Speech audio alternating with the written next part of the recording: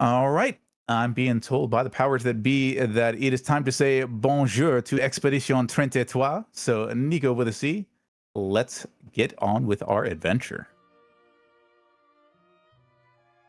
Thank you so much. Hello, everyone. Hello, hello.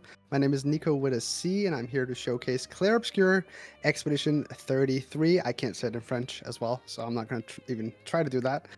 With Well, me no today, worries there. But if I could ask you for one little favor, could you yeah, of course. restream in Discord before you get going?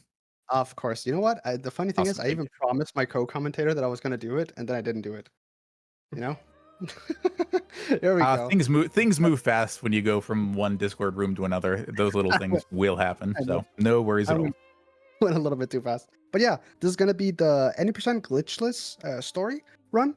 And with me today, I have demonic robots. Hello, hello. Well, come on in, buddy. All right. So time is going to start when we skip the second cutscene. You might wonder what does story mean? Well, basically, the parry timings are just a little bit more lenient, but in terms of doing damage and taking damage, it's actually the same as Expeditioner, which is the intended one. So we are good on time in 3, 2, 1, go. And Good luck. Demonic, how about you? Thank you. How about you set the scene for us, Demonic? Yeah, sure. So we are playing as Gustav. He's going to be our main character for a good chunk of the journey. We're also joined with Mael, who's kind of his like pseudo daughter, big brother kind of Pseudo sister. situation. Yeah, yeah. Basically, what's going on right now is we are in the city of Lumiere, which was able to survive a devastating travesty that occurred several decades ago in this world. And essentially, we are going to be taking the role of Gustav as he journeys through Lumiere in hopes of killing the Paintress. And the Paintress is a large figure that is off in the distance. And as she counts down on her timer, bad things begin to happen. So we are going to go try and kill her and stop her and save the world and be the cool hero. But first, we have to obviously learn how to fight again. Yeah, and this is a turn-based game. It does have QTEs though, and it does have parries and dodging. So we're going to be using parries a lot, kind of like this, because it actually gives us counter damage, which, as you can see, is very, very strong. So the game rewards you for playing with the parries, basically. And this fight here is very set. Mael always does the same stuff. And then she actually gives us a little present. She gives us a color of Lumina, which we don't really pick that many of. But we'll get to what they actually do, because they're super, super strong, especially if you're playing casually. I would say stock up on these. They're very, very, very strong. Yeah. But yeah, Gustav is going over to meet someone. And who is that, Demonic? Yes, so this is going to be Sophie, a person that he has a romantic connection with that unfortunately they did break up for a little while there, but now they're in this kind of like situation. As you can see, there are a lot of red and white flowers, and this is a very significant day in Lumiere. When Yeah, I if you mentioned caught some of the text earlier, I think it said that Sophie just turned 33. yeah, Exactly. Something which of an auspicious day. I'm sure it's not related to anything else, Mm-mm. but No, nothing's gonna happen. Don't worry. yeah. So what is going on is the day of the Gommage. That Expedition 33, age 33, very important number because that is what we are counting down to right now. It's actually set to 34, and when it hits 33, well, we get everybody here who is 33 years old to Gommage. What that means is when everybody Gommages, they turn into those white and red petals and they disappear. And So that is we say bon voyage to them, if you will. Yes. exactly. So that is going to be the reason for our journey, and that is what we're going to try and stop because this will continuously happen until there are no more humans left. So every single year, an expedition of volunteers who are basically like, only have a year left are going to attempt to go and defeat her or find a way to stop it and save people so this doesn't happen anymore. And this game does a great job of setting up your reasoning for going out on this journey and really getting you emotionally attached because, as we talked about before, we won't see it here, but Sophie is 33. Oh, Sophie is no more, unfortunately. Was 33. Yeah. Correct. And now Uh, no one is 33. exactly. Everyone is 32 or younger. as you can like see. my casual experience, just joining this game, like not having heard anything about it. I played it on Game Pass the day it came out. I'm like, oh, this is like a charming kind of a pseudo orphan story thing. And then over the first hour, it's like, oh, Yeah, oh, yeah. The O part, definitely. Especially when we hit end of Act 1. We haven't reached that yet. There are 3 acts in this game. And you'll see why Act 1 is so, well, prolific, people would say.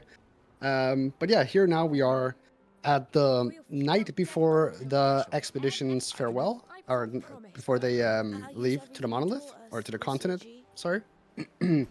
And it's something to do every year to like kind of celebrate the expedition, and they're allowed to, have some drinks, have some fun, and then they get sent off onto the continent for their specific expedition. This Yep, they expedition, seed in however, just the slightest bit of doubt of like, hey, no one's heard from any expeditions in a long time. Is this really Yeah. what you want to do? Yeah, exactly. Obviously, you don't have a choice if you want to actually play the game, so we are going to do that. But this expedition is a little bit different because Gustav has a thing that no other expedition has actually had ever before. If you can touch on that, Demonic. Oh, actually, never mind. Before we do that, we just skipped a bunch of cutscenes that were super important. If you could just roll everyone through that. Yes, sure. So what ended up happening is our entire team set off on the expedition. We had Mael, we had a couple of other characters. It's really quick to note is Mael joining the expedition is very unusual because she definitely has more time than everybody else. She's only 16. So we go out, and right at the start, we run into an old man, which is unusual because Gustav here and everybody else that was on the expedition is supposed to be the oldest actually that is alive, because everybody's supposed to go Maj, but here we have like a 60, 70-year-old guy who completely wrecks everybody. Everybody gets massacred that we see, and Gustav ends up being the only survivor that we know of so far and wakes up in a field alone. So we don't know what happened to the rest of the group, and we don't really know what happened to previous expeditions, but that gives us an idea along with this upcoming part. But the thing that makes this group unique that Nico was talking about is hanging off of his backpack is something called the Lumina Converter. Yes. It is a device that essentially allows the energy source of quote-unquote magic in this world to be converted into a way that we can use it in order to increase our powers. So that is kind of the advantage that we have over the other expeditions, and which is why we're going to be able to do a lot of the different abilities and things like that you see.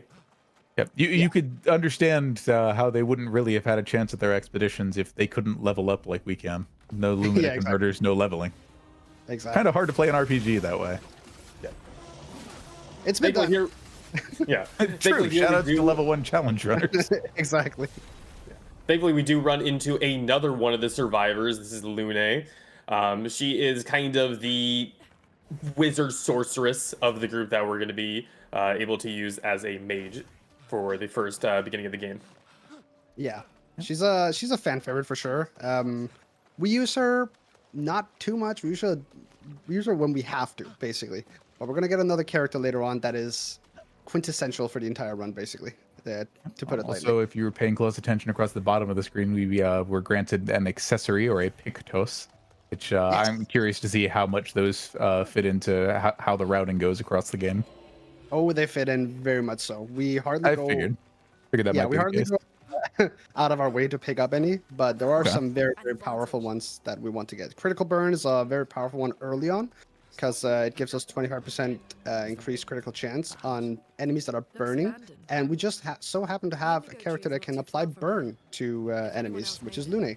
So you can see kind of how that's going to go, and a lot of the early game and a lot of Act 1 is actually dictated on if or not you crit. Act 1 can be very reset heavy if you're going for world scary. record. Yeah. Specifically on certain bosses, especially on this first boss that we're actually going to fight in about 3 minutes, Evek. If you do want to go for the fastest time, you are doing a specific cycle where you have to crit or you will reset. I'm not going to do that, obviously, for marathon safety, because if I don't get it, then it's like 2 minutes of extra time for no reason. Early on as well, it's super important that I actually get these parries correct and I don't take any damage, because if I don't take any damage, I get more XP. More XP means that I can get a level up before Evek, which means I can get some more damage, obviously. So very, very important that we do that. And Yeah, one of my these are- favorite stories that I imagine a lot of people have heard about how this game came together and why its combat identity is the way it is that one of the lead designers, they found his YouTube channel and it's literally just full of Soulsborne game bosses done hitless. yeah.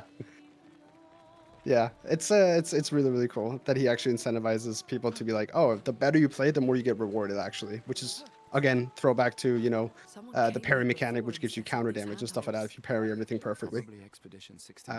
Which is probably one of the things that like drew me in the most because I'm a really big Souls fan. I think their Makes best game sense. is Sekiro, so it obviously makes sense for me to just drop into this game immediately when I saw it had parrying. Sure. And yeah, Demonic, if you wanna, get us up to speed on some lore about what happened so far, we found a journal. Yes. So Gustav is actually kind of the residential historian on expeditions before he actually went out on his own. And as we go through the game, we'll find previous expeditions as the timer started at around, I think, 99 or 100. We had Expedition 0, then Expedition 99, 98, and so on. So as you go throughout the game, your bonfires / checkpoints are going to be previous expedition flags where they were passing by. And you use those to save, upgrade your attributes, learn new skills, etc. And as you go on, you can also find journals which kind of explain like what happened or what was going on during the time of those writings. So as you continue through the journey, you'll find that these different expeditions that you read about, and you'll see their flags and where they, how far they got, so to speak. Yeah, exactly. So this is Vec. He is the biggest pain point in the early game. He's about 10 minutes into the run, and you will reset a lot on him if you're going for world record, but we're not going to be going for that strat. We did pick up some important things, though. We got a little bit of Might, which is basically like the damage stat in this game for both Lune and Gustav. And we got something called Powerful. Powerful gives us, well, basically you do 25% more damage, I think it is, for 3 turns on your characters. So we picked that up, and now we're going to basically phase or cycle these hits in a way so that Evek, who has a shield phase, when he reaches about, I want to say, a quarter of HP left, we want to skip that completely, and I'll try to explain best as I can while I do this fight how to do that. We're basically looking to do as much damage as possible on these counterattacks. Very nice. Lune got a crit. Those are the gold yellow numbers popping up. We definitely want to look out for those. And we're going to be applying burn here. So he has 6 stacks now, so it's going to get chunked every time it's his turn. He's now in Rage, so he's going to summon some minions as well. Gustav's turn, so we're just going to keep attacking, and you can notice at the bottom right corner, there's like a 10 out of 10 stack down there. That's basically Gustav having 10 basically max overcharge stacks, which is super important for this fight. We need that to be at 10 and 10. And it is, so we're very, very happy right now. And HP-wise, I think I need to take this counterattack as well. I do, that's perfect. And then we have to dodge these 2 attacks. The reason we dodged them instead of parrying is because it's simply just faster to not do the counter damage to them. And now we're going to shoot the weak point, get down to 4 AP, and then he should just die right here with this overcharge, crit or not. And he does. And I even crit. Perfect. Nice. Very nice. Like to have the insurance there. Yeah. Yeah, so casually, the game gives you both the dodge and the counter as like, hey, dodge is easier, but you obviously don't have the chance to strike back as a free action. But yeah, exactly. for speedrunners, it's literally just, it's as much about, hey, we need to do this requisite amount of damage. What is the fastest sequence of actions that'll get us there? Yeah, and usually it will, be counter damaging, obviously, with the parries. So yeah, Demonic. Some stuff just happened. Now we're in the overworld. Yes. So right now we were trying to get to the tree that was kind of our like, hey, if anything goes wrong, meet here. And when we get there, we find that there is a note telling us where Mael is. So Mael is actually still alive, thankfully, which Gustav is very happy to hear. And now we're heading towards the location that we were told to go to. This is also going to be an introduction to the camping feature where Lune's like, hey, we need to take a break. This is the area you go to like upgrade weapons later on and do some of like the social interactions with the other characters and things like that. So yeah, now we are heading to the next area. We got a little like overworld map right here that's going to be important later on, which is how you transition between the different zones. And this is probably going to be, I think this is both Nico and Hi's favorite area. It's very good. And Yeah, really this shows definitely. off how good the art style is in this game. Oh, for sure. When I walked in here the first time, I was completely baffled. I was like, "Damn, this is absolutely insane." It's called Yeah. Flying Waters for a reason, obviously. But yeah, we also did we miss anything? I don't think we actually missed anything so far. We're good. This is a painted cage. We won't be using that right now, but we will actually be picking up one later on, which is very, very important. I'm also going to be picking up some extra money just to make sure, because the routing is not super tight, but I want to make sure that I have as much money as I can have in terms of safety. Losing out on some sort of resource would be very, very detrimental to the run. Upgrade materials are pseudo random because they can drop from bosses. So depending on how many drops from a boss or how little drops from a boss, you might need to buy more. But we'll get there later on. Right now, we're just heading to something that was stated on, I think it was a tree or something that was like carved in that said, go into the hut here. And we found it.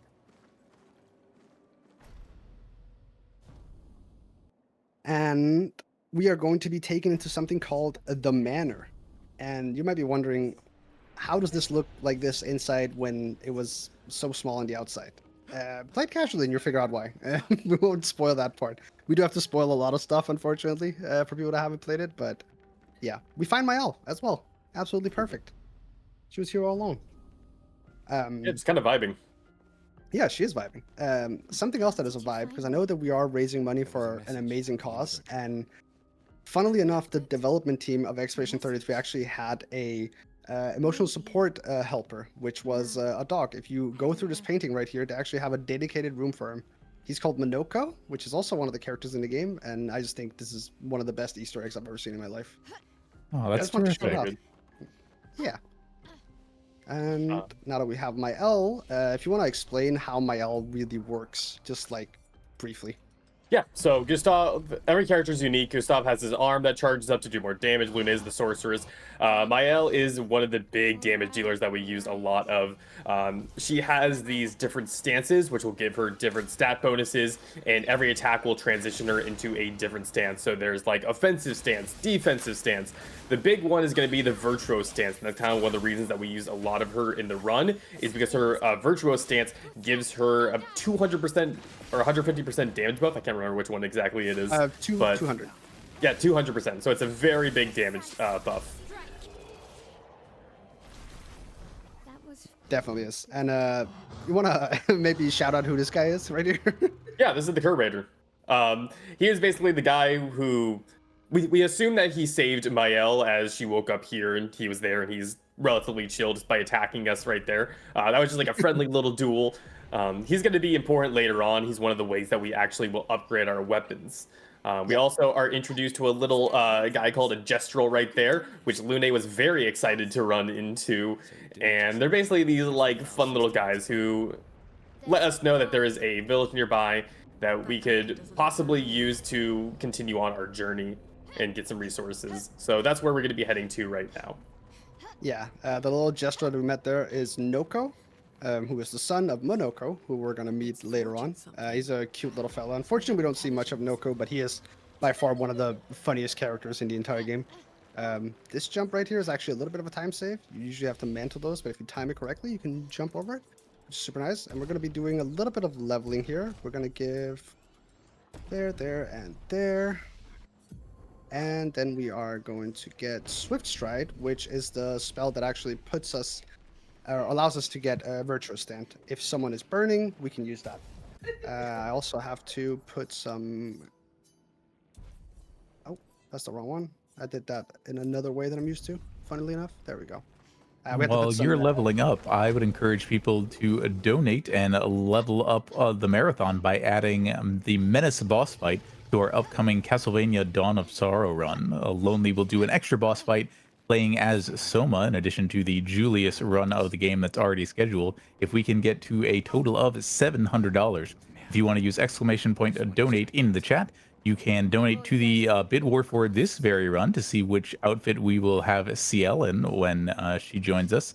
But yeah, any amount that you can give will help Trainer Anade and what we are doing here this weekend, and also potentially get us more marathon. Heck yeah. And we always want more marathon.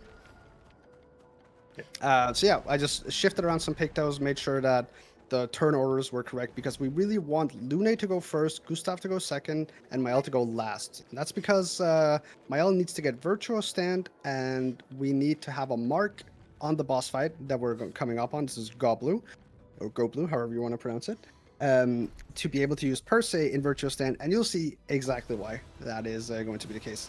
So you remember how we just learned how to jump over abilities? The game kind of trolls you here, and this guy starts jumping, and you might be thinking, oh, I need to jump. But no, you actually have to parry it, which is, I think, is so hilarious that they kind of rug pull the casual player like that. So we're going to be applying Burn here, and then we're going to be applying Powerful on everyone. Make sure everyone does 25% more damage. And then we're going to get Mael into Virtual Stand with Swift Strike. You can see the purpleness on the right side. Ooh, and we actually get good RNG here. Maybe. If Mael crits, it might not be good RNG. Okay, she doesn't. But he might still act weird here. Let's see. Yeah, he's growing flowers. This is kind of early for him to grow flowers, unfortunately. But it's fine. We'll deal with it. So we're going to do an Ice Frost here, Ice Lance, which makes sure that we have the correct turn orders still. We're going to mark him, and then with the Percy right here, we're going to do a chunk of damage there. Yep. And rinse and repeat. Might have to shoot some of those flowers because he has a very, very long animation if I don't do that, unfortunately. So I'm going to just do that real quickly, just to be completely safe. Yeah, if those flowers are not shot, then what will end up happening is he will actually be able to restore his health. Yeah, a little bit of health and like a little bit of shields as well. But we do get him stunned here with the overcharge, which is something we maybe people didn't know you could actually do. But when the yellow bar that is underneath his HP bar is filled up, you can actually stun the target if you have something that says that it can break the target. We're actually going to dodge this, so we don't really need the counter damage. We're just going to attack with the feet. Yep. Get a shot on, and this should just kill. Nice, good job. Thank you.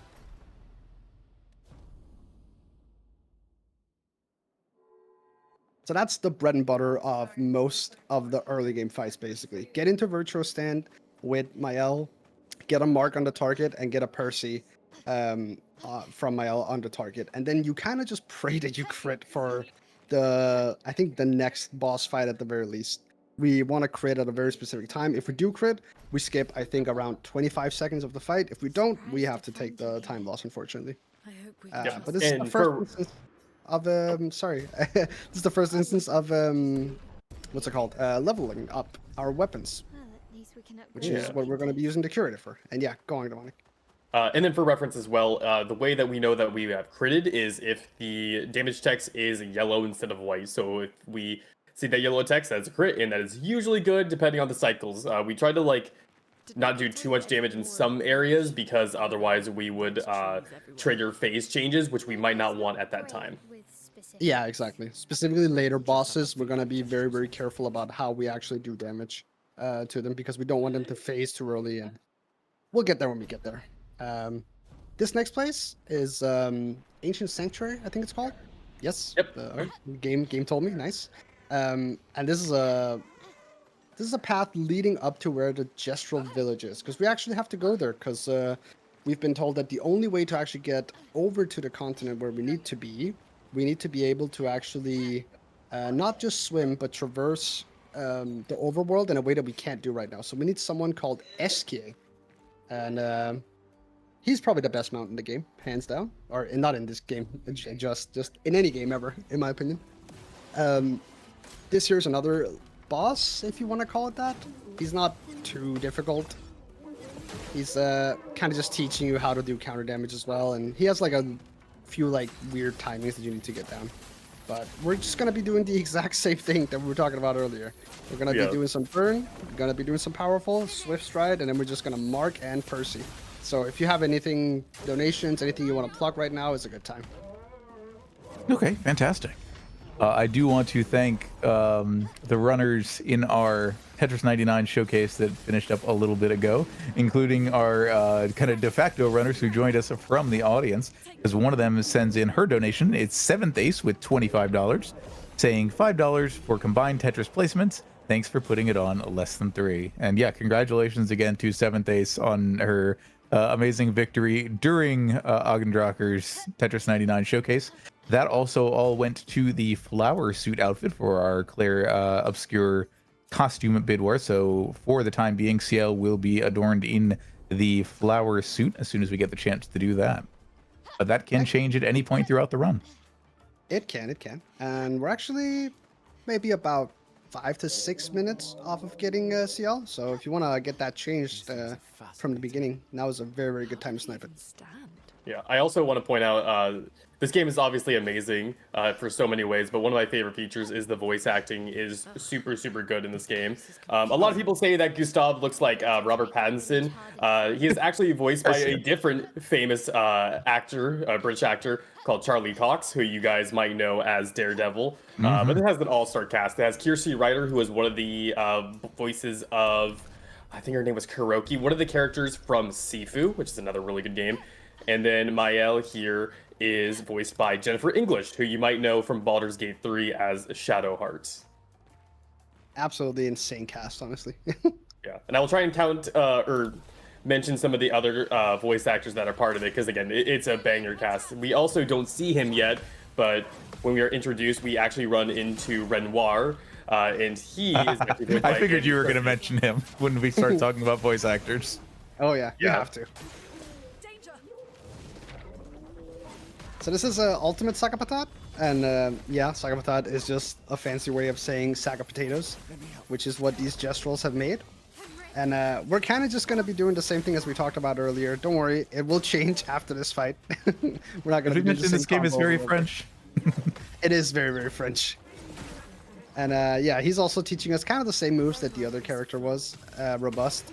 And he actually has a gimmick where he puts up his shield and we do less damage. But if we, on this turn, actually blow up his shield, he can't do that anymore. So we're going to be doing full damage the entire time. So now he's going to get really mad and he's going to throw some lightning bolts at us. And we're really, really hoping that he's going to attack Mael with the last one. He did it on the first one, so that's not super good. Yeah, he attacked Gustav, unfortunately. That's fine. We're just going to hope and pray for a crit right here on Mael's turn. Didn't get it, unfortunately. We still chunked him very, very hard. But if you do crit in there, he actually just dies. So that would be preferable, obviously. So now we just have to do a little bit more damage. Also, the reason that we are actually fighting one of the Gestrels when they're kind of supposed to be on our side is Gestrels love fighting. That is their favorite thing to do in the entire world. And they originally think that we are Nevrons because they don't really see humans very much, so they don't know. So there's like, oh, these are bad guys. And then now we're trying to convince them that we're not bad guys. And they go, great, you can help us test our weapon. And this is us doing said test. Yeah. If you're a Final Fantasy fan, it's very Gilgamesh coded. The more you fight, the closer you get. Yeah, that sounds about right. But yeah, they actually think that we're Nevrons. Nevrons, we didn't even talk about what that actually is. You might want to touch on that, Demonic. Yes, so Nevrons were these creatures that happened after there was a giant apocalyptic incident. This incident kind of destroyed absolutely everything with the exception of Lumiere due to the fact that it had a dome shield. And then these Nevrons started popping up. They're basically the creatures that we have been fighting that come in all different flavors and varieties who are hostile to both humans and Gestrels alike. Exactly. And now we're getting to one of the most fun parts for me, casually at least. This is the Gestrel village. And as you can see, there are just Gestrels everywhere. All of them wearing some type of mask, being very buff, being very fight happy. And of course, being very fight happy, they actually have a tournament going on right now in the arena. As you can see, everyone here doing push-ups to impress their chief, Golgra. Who, by the way, if you play casually, you try to beat her, she will smack you completely. Like, she hits you one time, you're just dead. There's nothing you can do She is about an end game boss that the game allows you to fight when you're like still very early game. Yeah, exactly. But yeah, we actually, to be able to get to SK, Golgra says, well, you have to actually go into the tournament and have to beat every Gestrel that's in there. Plus, you have to beat our champion. And we'll see who that said champion actually is. Who doesn't love a good tournament arc, am I right? Exactly. Especially because we're actually the underdogs. And we're level 10 here, which is very low comparatively. If you were playing casually, you would probably be at around at least like 20-ish. But that's not going to deter us, obviously. We're going to do Rain of Fire here, which is the new spell that we got. It's going to do 2 instances of burn. And we're just looking to get 1 crit during each of these fights. I don't think I got any so far. I did get one on the counter hit there, luckily. So that guy dies. If you don't get that, you have to do like 1 more turn, either shoot or attack them, unfortunately. So I'm just looking to get 1 crit. And yeah, while these, I would say, gimmick fights are going on, if you have any plugs, donations, anything, or if you could tell me what CL is going to be wearing, because we're going to be seeing her very, very soon. Very good. I appreciate, of course, we go from big hands in round 1 to giant feet in round 2. Oh, yeah. It's very thematically appropriate. Yeah, we're still looking at the flower suit as the leading option for CL's outfit. But I also want to remind people that we are just over $100 away from adding an additional boss fight showcase to our upcoming Castlevania Dawn of Sorrow run with Lonely. So if you want to see that, if you want to see your friend Soma Cruz make an appearance in our speedrun, do get in your donations. Use !donate in the chat or head over to tracker.ket.quest. Heck yeah. And Matthew the Colossus, who is about 6 feet tall, goes down as well. Luckily, we don't see his third phase. His third attack, he does like a really weird like pump fake attack. Always fun. You. Yeah, especially in active time battle style games.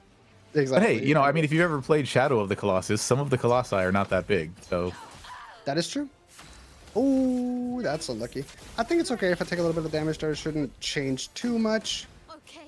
Let's see here. She might die after she uses this. Okay. No, just barely doesn't. Yep. Yeah, unfortunately, I took a little bit of damage there, so we're going to be down a little bit of XP, but it shouldn't be the end of the world, honestly. You're allowed to take like 1, maybe 2 instances of damage, depending on where you want to run with how XP works later on. So that was the one that I was allowed to, so let's hope I don't get hit the rest of the run.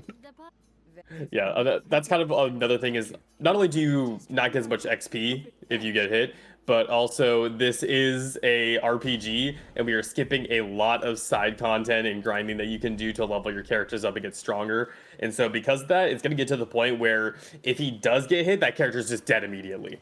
So that is why the parrying is so important. It's not only to do the extra damage and get the XP, but it's also the only way that you can survive in later fights. Yeah, especially because... I'm not surprised to hear the XP, the extra levels don't really change your tolerance for incoming damage. It's just that you can do a little bit more and maybe get an extra skill point here and there. Yeah, and the skill points are actually kind of tied later on. There's a very specific point where I want 15 agility on Mael, and I want 15 agility on another character that we're going to be seeing later, that I'm not going to spoil. That if I don't have that, the fight detrimentally turns out in a different way. So definitely need to be careful from here on out. But yeah, we got CL, and she's rocking the flower suit right now. If you want to change that, make sure you get those incentives in and those donos. But story-wise, where are we heading now, Demonic? Yep. So we have learned the secret password that will allow us to get into SGA's home, basically. And CL's also been able to join us. She also survived the landing at the beach. So now that we have the password, we're going to be able to get on through and actually meet him. And the SGA is basically the way that you are kind of gated in the world. As time goes on, he will get newer abilities through these magical rocks, and that will allow you to do more traversal throughout the entire map. Yeah, exactly. We also got a new weapon that we're going to be using for the majority of the run. It's called the Medallum. It's a weapon for Mael. We actually got it because we won the entire tournament with her. Depending on who you beat the last person with, AA or CL, or if you lose with against CL, you get a different weapon. So Medallum is very, very nice because it puts us in virtuous stance on the start of battle. So you can see we're going to be front loading a lot of our damage. You'll actually see it here in a second where we're going to be fighting the next boss, who is going to get 1 turn and 1 turn exactly and doing nothing else but that. But yeah, we're actually going to be meeting SK here, and I'm going to let the cutscene play out a little bit because this is such a cool scene.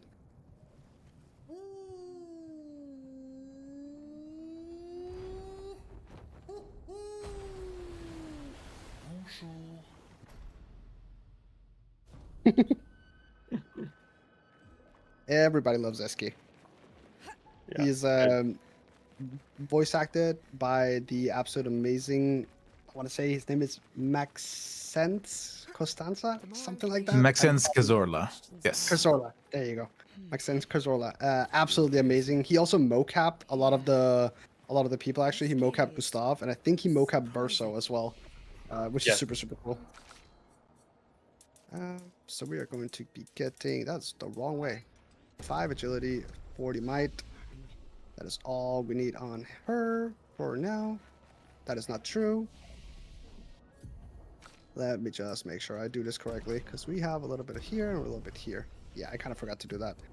And we also need to get Fortune Fury on her as well. Fortune Fury is one of the most important abilities that we actually get, so very good that I remembered here. It basically allows you to, when you're CL, give bonus damage to another person when it's their turn. And you can, kind of understand why that could be a little bit broken. And you'll see exactly how broken it actually is going to be. So this is Francois. He has the rock that SK wants us to get. If you do get hit by this beam, by the way, you just die. So very important that you do not get hit by that. And we're going to be marking Francois, and then we're just going to Percy him instantly. And that is bye-bye to him. I mean, that makes sense. I would also die instantly if I get hit by a giant energy beam. Yeah. It is funny Granted, 'cause- that I am also quite underleveled for these sorts of adventures, so. yeah, I mean, you don't have a Lumina converter, so it makes sense. Exactly. But yeah, what I was going to say was Francois is not very happy to see us. He doesn't really want to give us the rock. He gives us a rock, but it's actually not the real rock, unfortunately. So SK says he will help us anyway. He will become our mount. And he says it's probably over by something called Stone Wave Cliffs. So we're going to be heading over there. And there's going to be a big running section there. And oh boy, a little bit of sadness as well when we get there. But until then, we're happy. We're jolly. Everyone's good. We have our party here. We're 4 people strong now. What could possibly go wrong, Demonic? Truly the way of RPGs, especially RPGs that separate themselves into acts. Everything is great until it isn't. Oh, yeah. Yeah, this outfit is actually very, very cool. I rarely see the outfits because obviously in speedruns you don't have the time to go in and change them. Well, you do have the time if you want to lose the time, but... Yeah, there are a lot of them. Times. Yeah, there are a lot of outfits, and they're absolutely amazing, most of them. And like a way the, that you the- actually... Go ahead. And the way that you actually get them is, as you're going through the world, there are a couple of gestrels that you run into that are merchants. A lot of the times, because like I said, they love fighting. So one of the ways that you actually are able to purchase outfits from them is you actually have to fight them to get their full inventory. So you have to beat them in combat before they'll be like, hey, we're going to sell you this. And you can get all these different types of outfits. You can get different hairstyles, and you can also get music for your camping area to be able to change that to different stuff, which I highly recommend because the soundtrack for this game is masterful, to say Oh, the yeah. least. There's a song that we're not going to be hearing a lot of, unfortunately, because we do, beat the bosses kind of fast, if you haven't noticed. It's called Un Via Timea. It's one of my favorite songs of all time after I played this game. It's just so powerful. And we picked up a bunch of Pictos as well. Picked up Energizing Start 1 and 3. Those basically just give us AP, which is what you need to spend to use these skills that we're going to be using. Super, super important. And now we are going to be leveling up Metalum a little bit. And once we have leveled that up, we are on our merry way to Stone Wave Cliffs.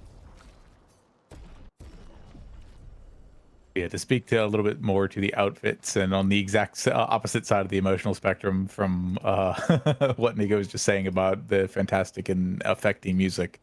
If you remember from the very beginning of the game, the black and white striped outfit that Mael was decked in, everybody actually has one of those. And Yeah. they're all called the baguette outfit because the character will be outfitted with a baguette somewhere on their person. Did we mention this game is very French? They definitely embraced it. It's really, really cool. So is the community as well. That's pretty much what every single fan has been like wearing as like cosplays and things like that. Yes, I saw an image not that long ago outside of some convention with everybody in their baguette outfit. I know Very also one of the developers for Warframe in their community streams recently was also wearing the outfit in honor of this game too. That's amazing. So yeah, welcome to Stonewave Cliffs. It's a little bit depressing, and we don't really know what to expect here. All we know is that we're looking for SK's rock, which is called Flory, which will allow SK to swim. And well, he can already swim, but he needs it. Also, little jump scare there. He can already swim, but he needs it to be able to carry the expedition on his back. He says they're too heavy at the moment, so he definitely needs Flory. We're gonna be taking a little bit of a side, not quest, but sidetrack here, where we're actually gonna be picking up a new weapon. If I can hit this one, there you go. It's our very specific lineups for these painted cages, and it's a weapon called Delaram. We're not gonna be using it just yet, but we will be using it after Act 1, and it is very important that we have this weapon. It basically allows us to do probably double the damage than what we would be able to, but I'll explain that when it gets relevant. Um, until then, we're going to be picking up some Color of Lumina right over here, which we're going to be using for Mael and CL later on, to make sure that... Oh, I should explain what Color of Lumina is. The Pictos that you guys saw, which actually gives you some benefits. They have a active and a passive, basically. So passives are stuff like how much stats they're on it. So some of them have extra speed, extra HP, extra damage, or something like that. And then the actives are usually something like First Strike, for example, that says right here, play first, which means every time you get into a battle, you play first. If you use a Picto 4 times in battle, you are able to Lumina it afterwards, which means you're able to put it on everyone else for the price of Lumina. Just the active, obviously, not the passive. But that is super important in how we're going to be setting up our characters later up. First Strike is very important, obviously, because we want to go as many turns as possible, so we can do as much damage as possible. Another very important Pictos that we're going to be picking up is by doing this little skip right here. Is SOS Powerful, which when you get under 50% HP, you get the powerful buff, which, you know, obviously is super good as well.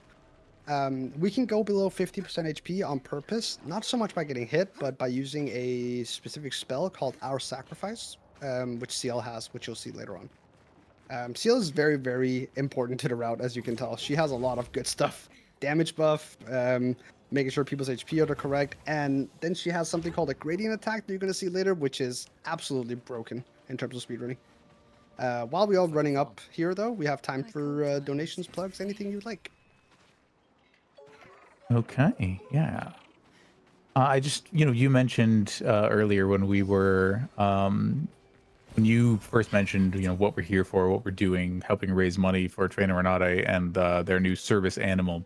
That's the people who made the game also had their own emotional support animal, and that is part of what a service dog can do, but is in that they share that they may both live with their owners even if there is a no pets policy in place, because they are both important to their partners in that way.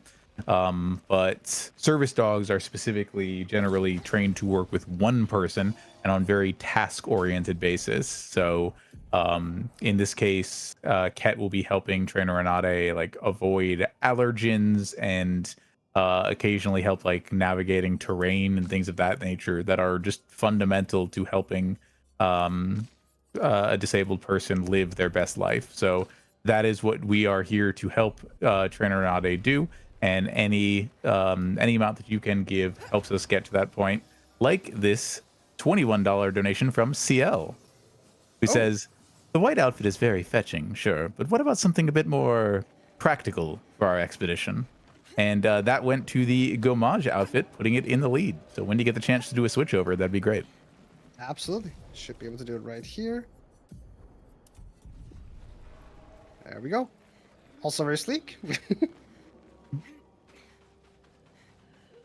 And yeah, keep them coming. We can change that as many times as you guys want. As long as I'm not in combat, we can change it anytime. Yes, thank you so much to everyone so far for your generosity. We need just $100 more to get that next milestone incentive for Castlevania Dawn of Sorrow as well, and that's coming up next. So don't have that much time, but donations like that one from CL or whoever you are out there are greatly appreciated. Absolutely. I forgot to put this on him. I'm just going to do that for safety. Usually we don't do it, but it might turn out that I need it because we're coming up on the next boss fight. This is As you can tell, a lot of lamps here, and the boss fight is aptly named Lamp Master. I'm going to be focusing a little bit on this fight, because depending on the RNG that he gives me, I might need to do some different stuff, and he has some really, really mean attacks that I need to focus hard on. So we're always going to start out here on Mael. She's going to be in Virtue Stand. Hopefully we get a crit. We did get a crit. That's super, super nice. I think he's even focusing her as well, which is very nice for me. Nope. Is that? Yes, it is. I couldn't tell. Big dusk. Okay. On me.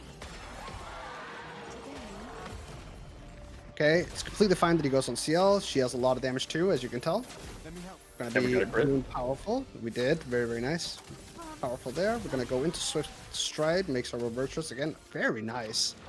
Then we're actually gonna Fortune Fury here onto Mael. We really want this turn that Mael has with Fortune Fury on top of her to be on the next phase. I know, spoiler, he has a next phase. So let's see here what we get. We would love it to be on either Mael and CL, this attack. Okay, it's on CL. Please crit. Did crit, that's okay. Gonna be marking. That should bring him down to death. Yep, very nice. Gonna parry this. And now we're praying that Mael gets at least one crit here on this Rain of Fury that she is, or Rain of Fire, sorry, that she's about to do. Because it does so much damage if she does it. There's actually a way to shoot these lamps to make sure that he doesn't do a specific attack, but we kind of like him doing that attack. Because it actually makes big counter damage. Okay, we got one crit, so that's really good. Nice. And we're actually going to be using Fortune Fury onto Gustav here. So he's going to do massive Sword of Light, which is completely fine. We're going to be parrying it. And then from here on out, it should just be an ordeal with the overcharge. There you go. That's Lamp Master. Very, very clean fight. And that went a lot better than I could have hoped for with the RNG, honestly. Yeah, a lot better than it's going to go for Gustav right here. So, We've done nothing to you. we do not end the act just yet. We actually get a surprise fight. Lune and CL jump down onto Esquier, and Mael and Gustav stay behind for a moment to have a little heart-to-heart when we are ambushed by the white-haired man.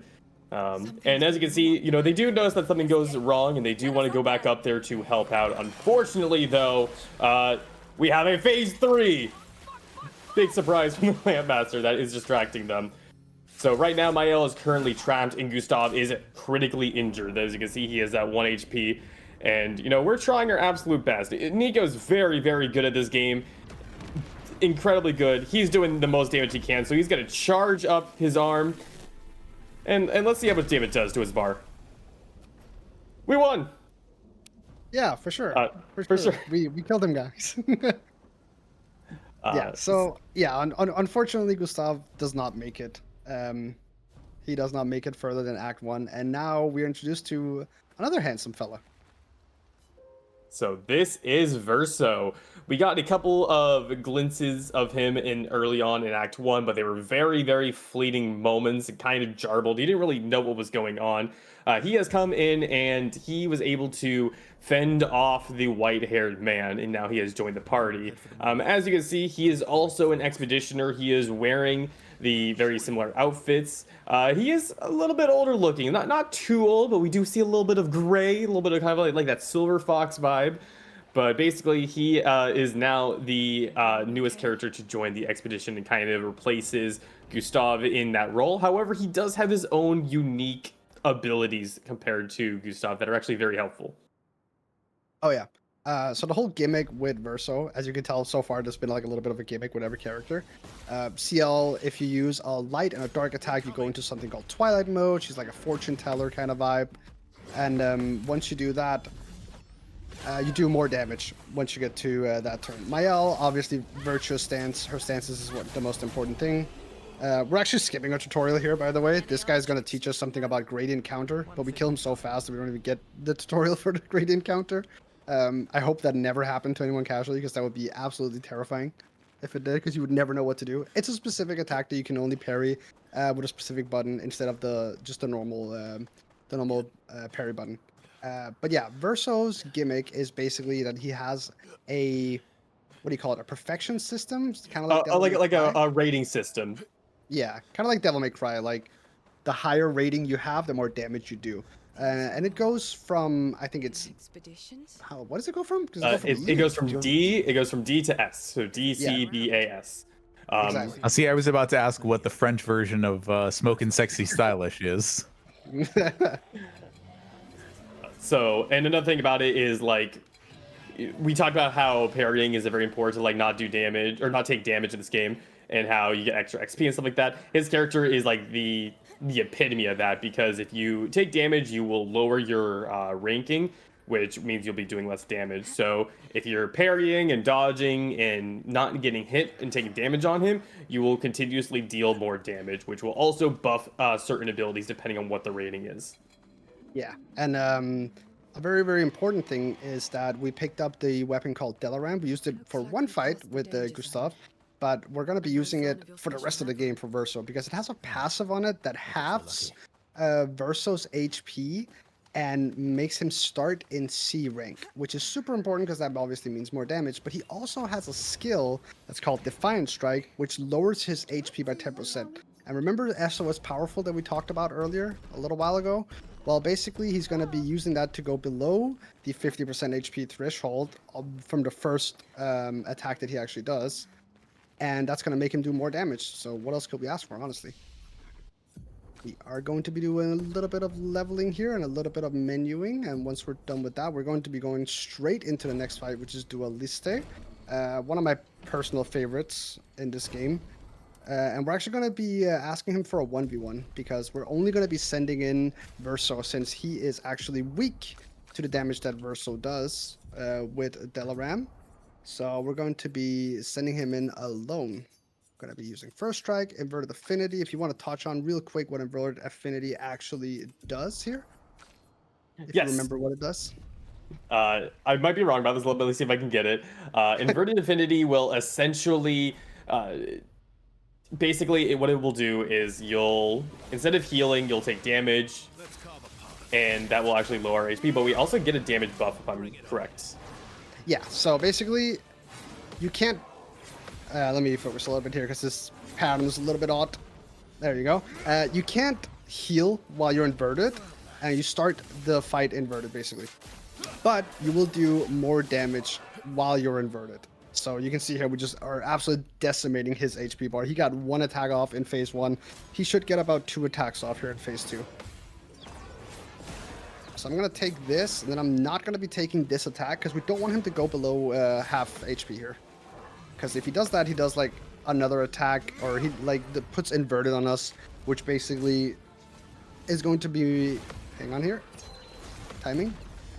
There we go. If he does go under half HP, he's going to be putting inverted on us,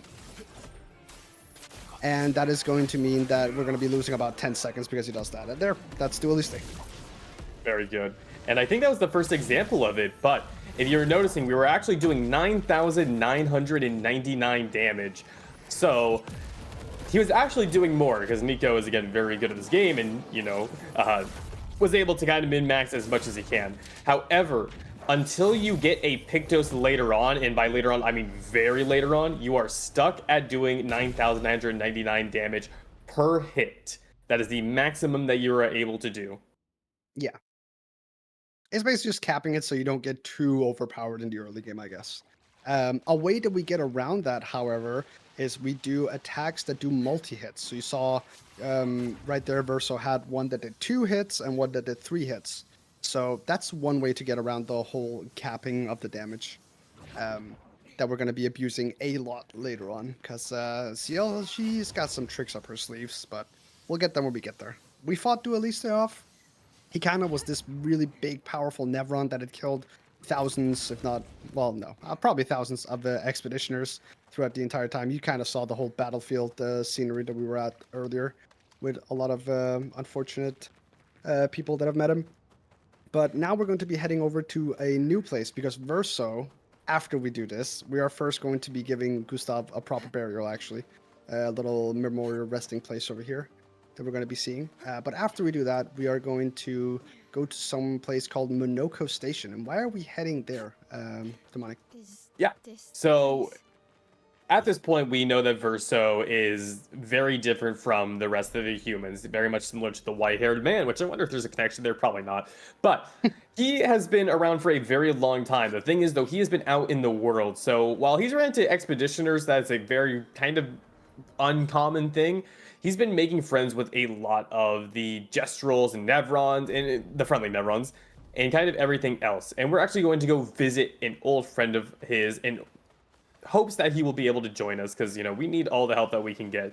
This is both a successful and not successful expedition. Earlier expeditions, you know, we saw it. There were like dozens upon dozens of people going each time when there was hope that they could actually defeat the Paintress. And as time has gone on, we have basically like trickled down to almost nothing. So we lost a lot of people, but that is kind of a big theme of the game, is that these people are continuing on to build a better future. You know, one of the big catchphrases of the entire game, and something that Gustav and Lune repeat in the very beginning, is when one falls, we continue. And that's exactly what the expedition is all about. Most of the expeditions did realize that they were going to fail, but it's in hopes that with their failure, the next generation of them will learn something new and something else, or they'll be able to improve it in some way. Like, for example, we have seen a couple of like mantling spots where we're climbing up walls and things like that with anchors that previous expeditions have set up for us.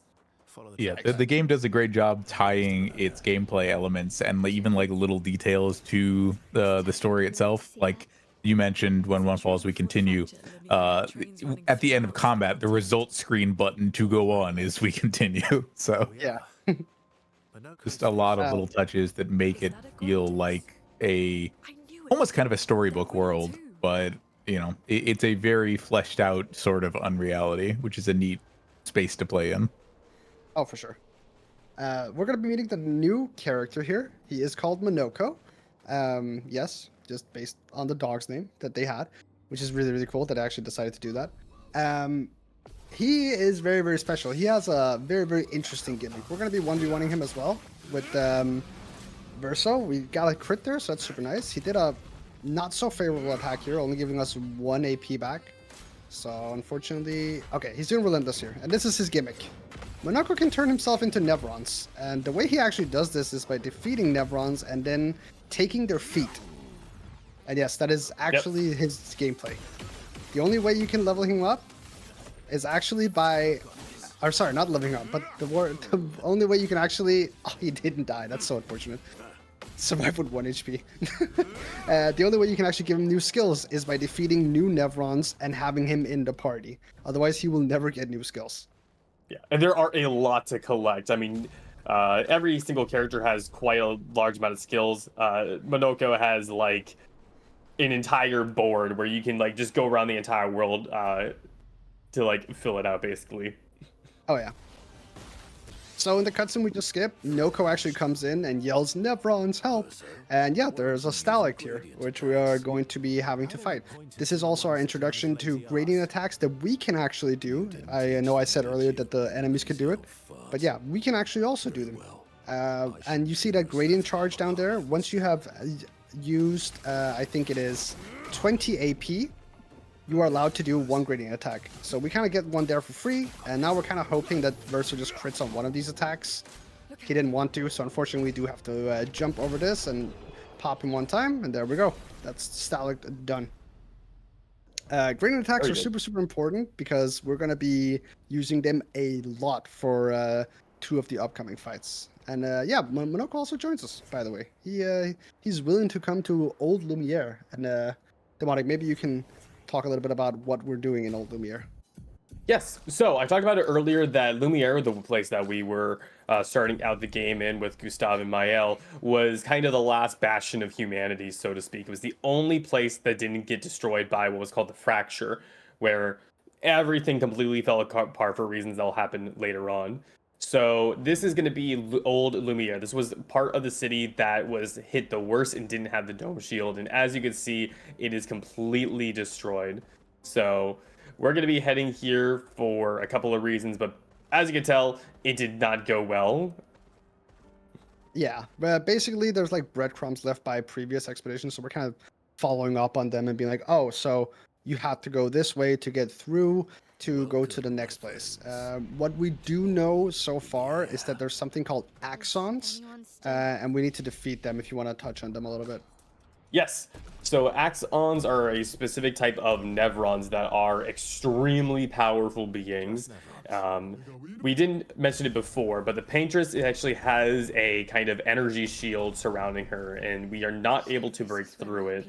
One of the ways that we can, however, is by having the Curator, who we met earlier that upgrades our weapons, build us a weapon to destroy that barrier. And one of the ways that we need to do that is we need to slay 2 of the 3 known axons. One of them is completely unavailable for us to reach, so we're going to be going after the other 2. Yeah, and you just heard a loud bang. If you want to describe what happened in that cutscene. Yes. So unfortunately, we were separated from part of our group. Right now, we have Monoko, CL, and Lune together. And through this area, you're supposed to be going through with them and fighting enemies. We're just going to be skipping all of them. But if you haven't been leveling your characters, this is kind of the point where it's like the game's punishing you for not doing it. Yeah. One of the great mysteries. But yeah, so are going to get through this area with them, and then we will swap on over to Mael and Verso, who are going to be alone. Yeah, and we're very lucky that we're not going to be fighting anything, because the only strong character we have in this lineup right now is CL. The others we haven't really leveled up at all. Monoko we haven't touched, we just got him. CL has a decent amount of might, you know, some of the damage that we're going to do, but she doesn't really have the combos that we need yet, so we definitely are very, very thankful that it routed out this way, and that it's Verso and Mael that actually need to do most of the damage here in the next upcoming level.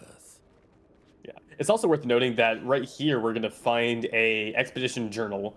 You've been getting these throughout the entire game. However, this is like a lore cutscene one, and Lune reads it, and she kind of learns a little bit of information about Verso that essentially is, I would say, a red flag. I'd say a yellow one. It's definitely something that we want to talk to him about. We learned that Verso might not be this like super trustworthy, honest gentleman. Yeah, you can touch You on know it what a we bit. also want to talk about, if we have just a minute, is Yeah, why we are here, which is to say that Quest for Quet is a friends helping friends, mutual aid marathon helping friend of the speedrunning community, trainer Anade, raise money for a new service animal, Quetzalcoatl. The proper Nahuatl pronunciation for the deity you may know as Quetzalcoatl, or I did. But yeah, so we are helping defray just whatever portion of the cost that we are able for to raise a purpose-bound service animal, which, as it turns out, can be tens of thousands of dollars. You were talking earlier in this run about collecting any little bit of scratch you can for your routing purposes, and that is just what we are trying to help Trainer Renata here with as well. So thank you especially to Alana Lama donating $30 to the cause with the simple comment, "Floor." That is a phrase big among the mods and friends of the Games Done Quick community. I watch them say good plorning to each other, not infrequently. Oh, he just made that look was- very that easy, was by the close. way.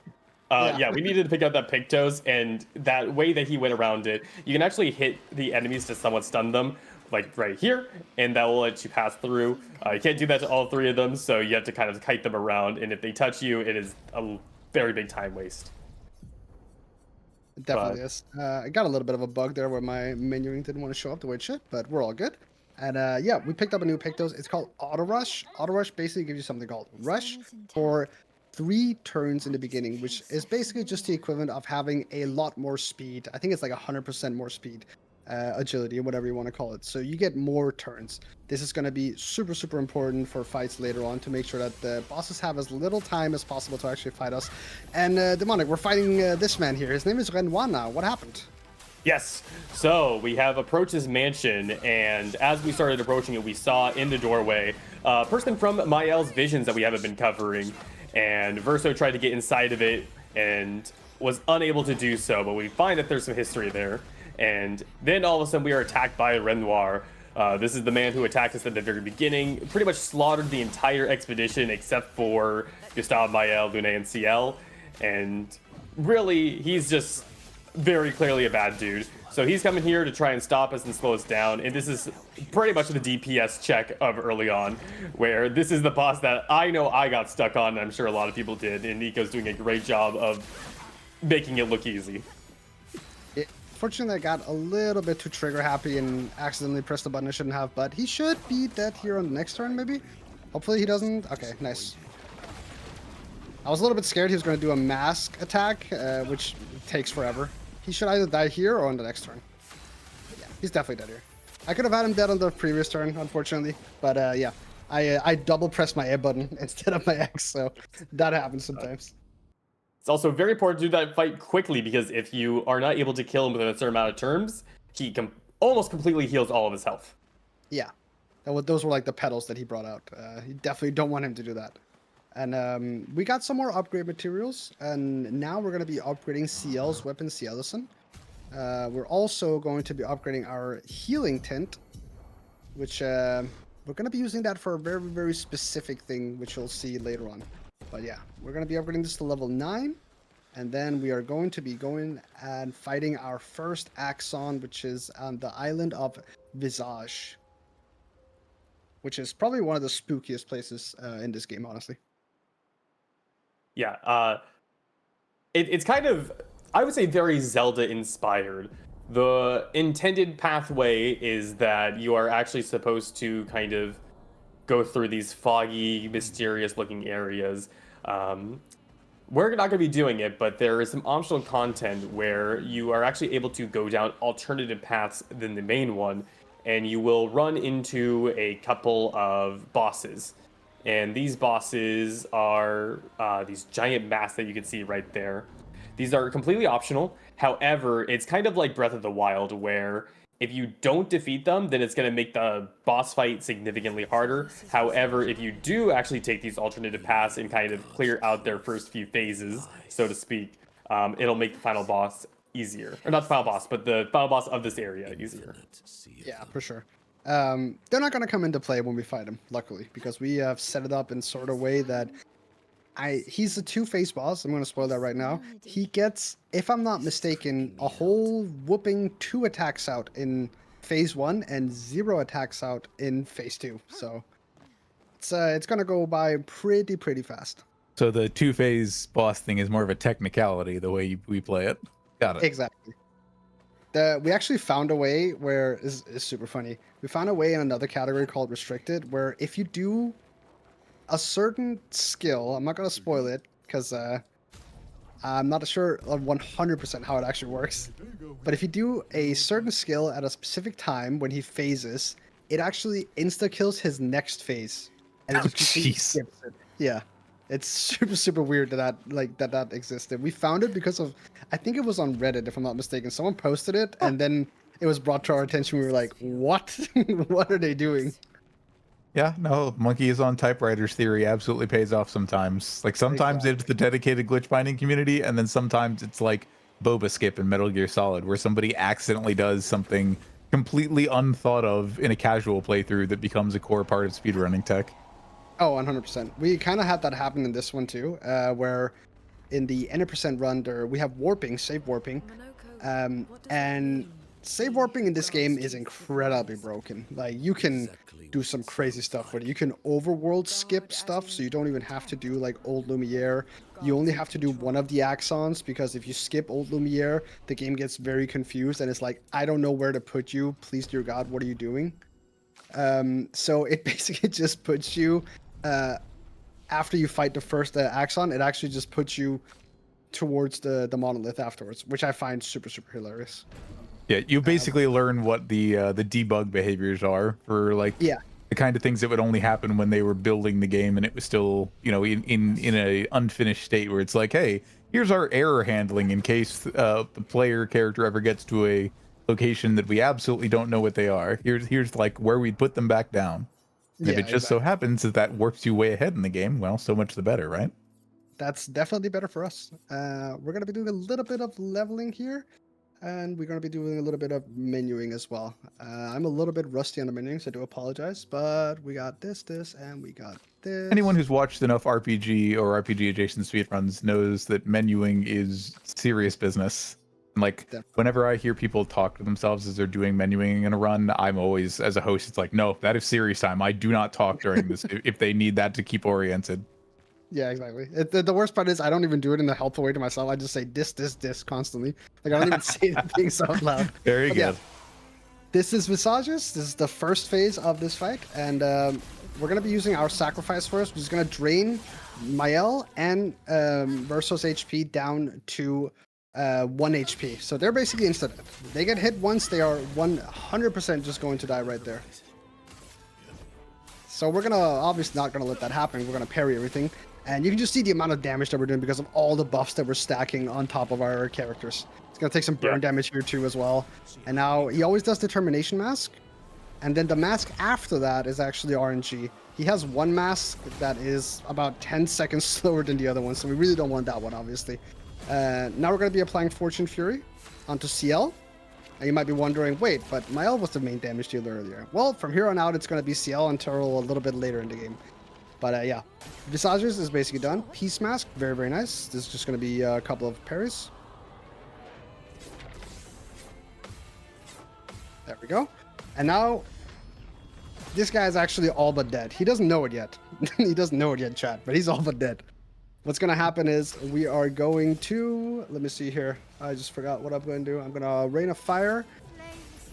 And then I'm going to be doing a little bit of Blitz, which actually gives me 2 turns. So we're going to be doing this turn. And we're going to be doing Berserker. And he should be about half HP after this. Yep, just about. So he actually goes into the defensive mode here, where every time he hits you, he gets shields. But he's not even going to be able to use this, actually. We're just going to straight up use the Gradient Attack, which is 10 whopping damages. And then that's not going to kill, but we are going to be having Firing Shadow, which is just going to finish him off right there. Very good fight. Very nice. Good RNG, too. We like that. Yeah, that was almost perfect.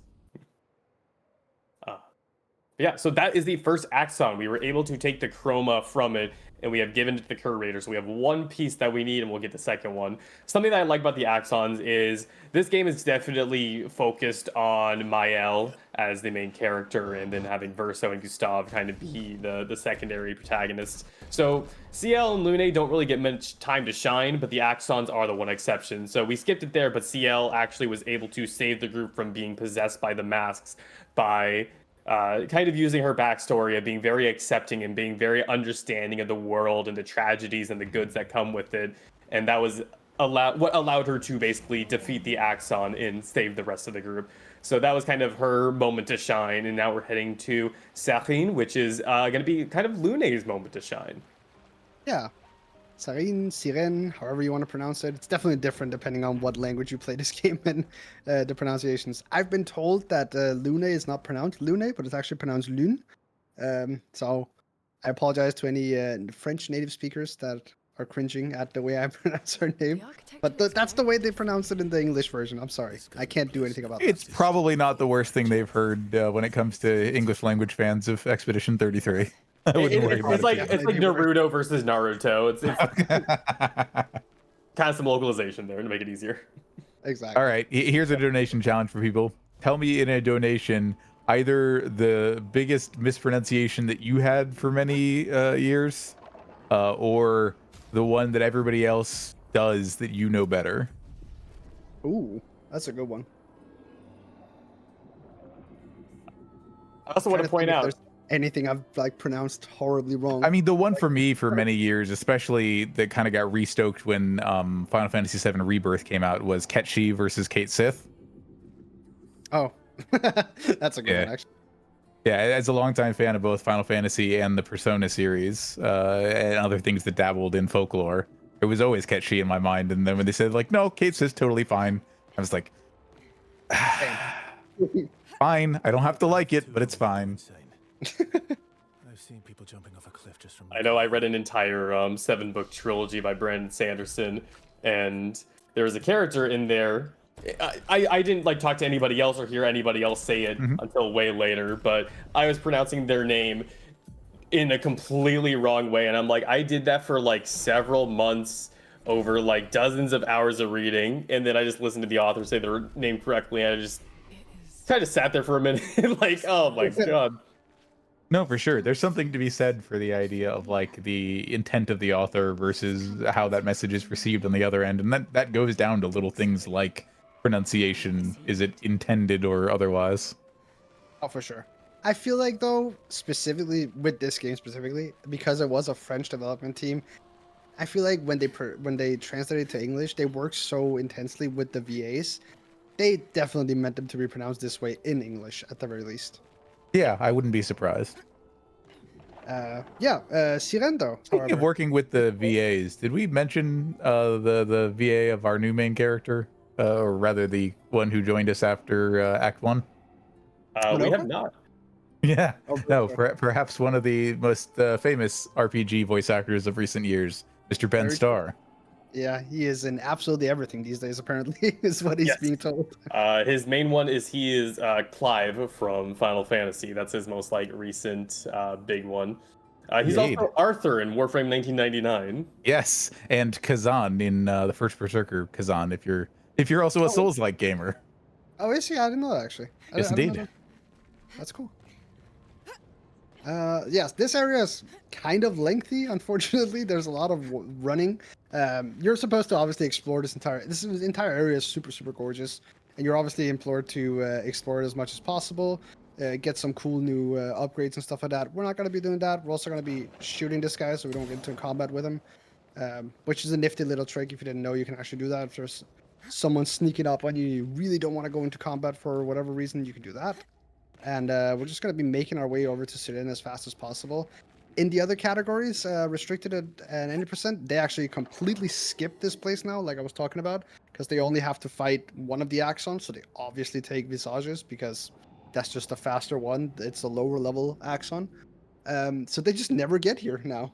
But we did used to have a really hard skip that we had to do here. You would get on top of this guy's head from the first elevator, and then you would jump off the elevator at a very specific time while it was going down. It was crazy to watch.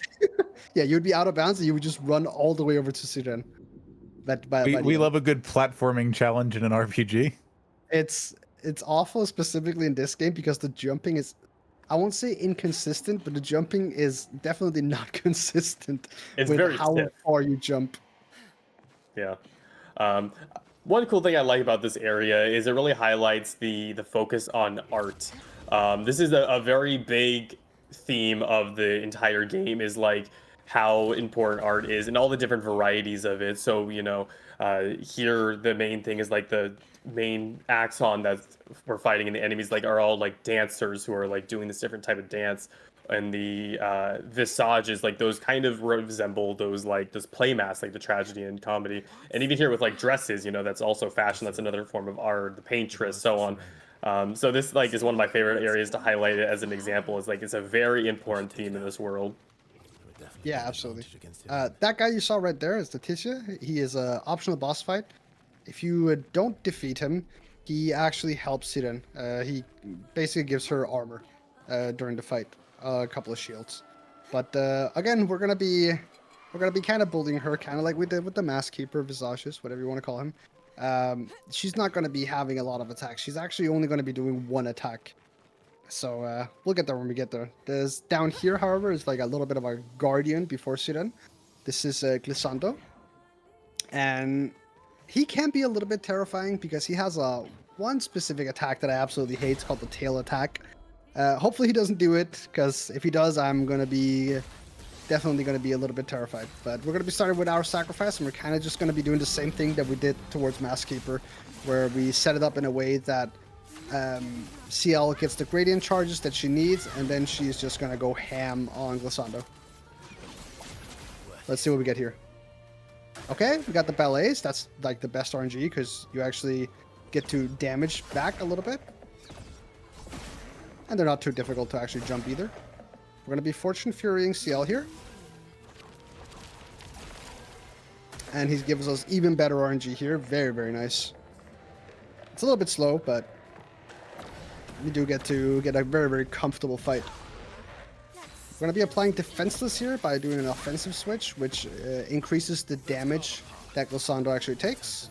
And then we're going to be doing Powerful as well to buff CL's damage even more. And now we just let it rip. Very good. Very nice. And for some reason, Luna gets an outfit from that fight. I don't know why, but she gets. Yeah, it's one of the rare things. Outfit. Normally, you get them from like either some side challenges or from the merchants. Yeah, there's like 2 fights you get an outfit from. There's that one for Lune, and then there's one later on. We can put it on if you guys want to for Verso, which is very, very sleek and stylish. And yeah, we're actually coming up on Siren now. We just need to take this elevator as well. And by the time that we get there, should be time for a few donations, few plugs, anything you'd wish to throw out there. Did you mean in the time until we get there or once we get there? Until we get there. You can just go on. Got it. Okay. I just wanted to make sure I didn't cut you off or anything. No, you're good. Yeah, we are over 90% of the way, milestone-wise, to our Menace boss fight showcase for Castlevania Dawn of Sorrow. That is the next run coming up, so you have the rest of this and most of that run to get those donations in. We're looking for about another $65 to help us there, and any donations made before the end of this run can also be put towards the outfit bid war. We've been in our Gommage outfit for a little while, so if you want to change that up, you can absolutely do so. Exclamation point to donate in the chat, which I think is actually already up in the chat. So if you just want to click through there or go to tracker.quet.quest. Yes, .quest is a top level domain, as it turns out. We learned that as things were getting started over here, and you will help Trainer Renate and their service dog partner start their lives together, because Quet is still just a puppy, and so the training is not unlike this expedition is somewhat arduous, but it is much easier with friends. Definitely. Alright, so we're going to be setting this up in a way that we don't over damage her too much. Therefore, we're going to be doing powerful here instead of doing damage, so we just buff our own damage instead of doing more. So we want it to be just about that line that you see on the top, and then she's going to do this attack every single time. And we're going to go over that. And now, here in a second. Ooh, I didn't do my menuing. This is not how it's supposed to be. I'm so sorry. I need to restart this fight.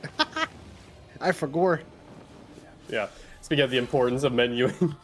Right? I forgot to do the menuing because we were talking. I'm so sorry. Oh, no, that'll absolutely happen. It's incredibly difficult to juggle all these things. Like, if you've not tried it for yourself, even if you've done it casually as a streamer, I think you recognize that the idea of like trying to remember to do things specifically while trying to engage with an audience is incredibly difficult. So much respect to people who do these kinds of showcase runs, especially for mechanically complex games like this one.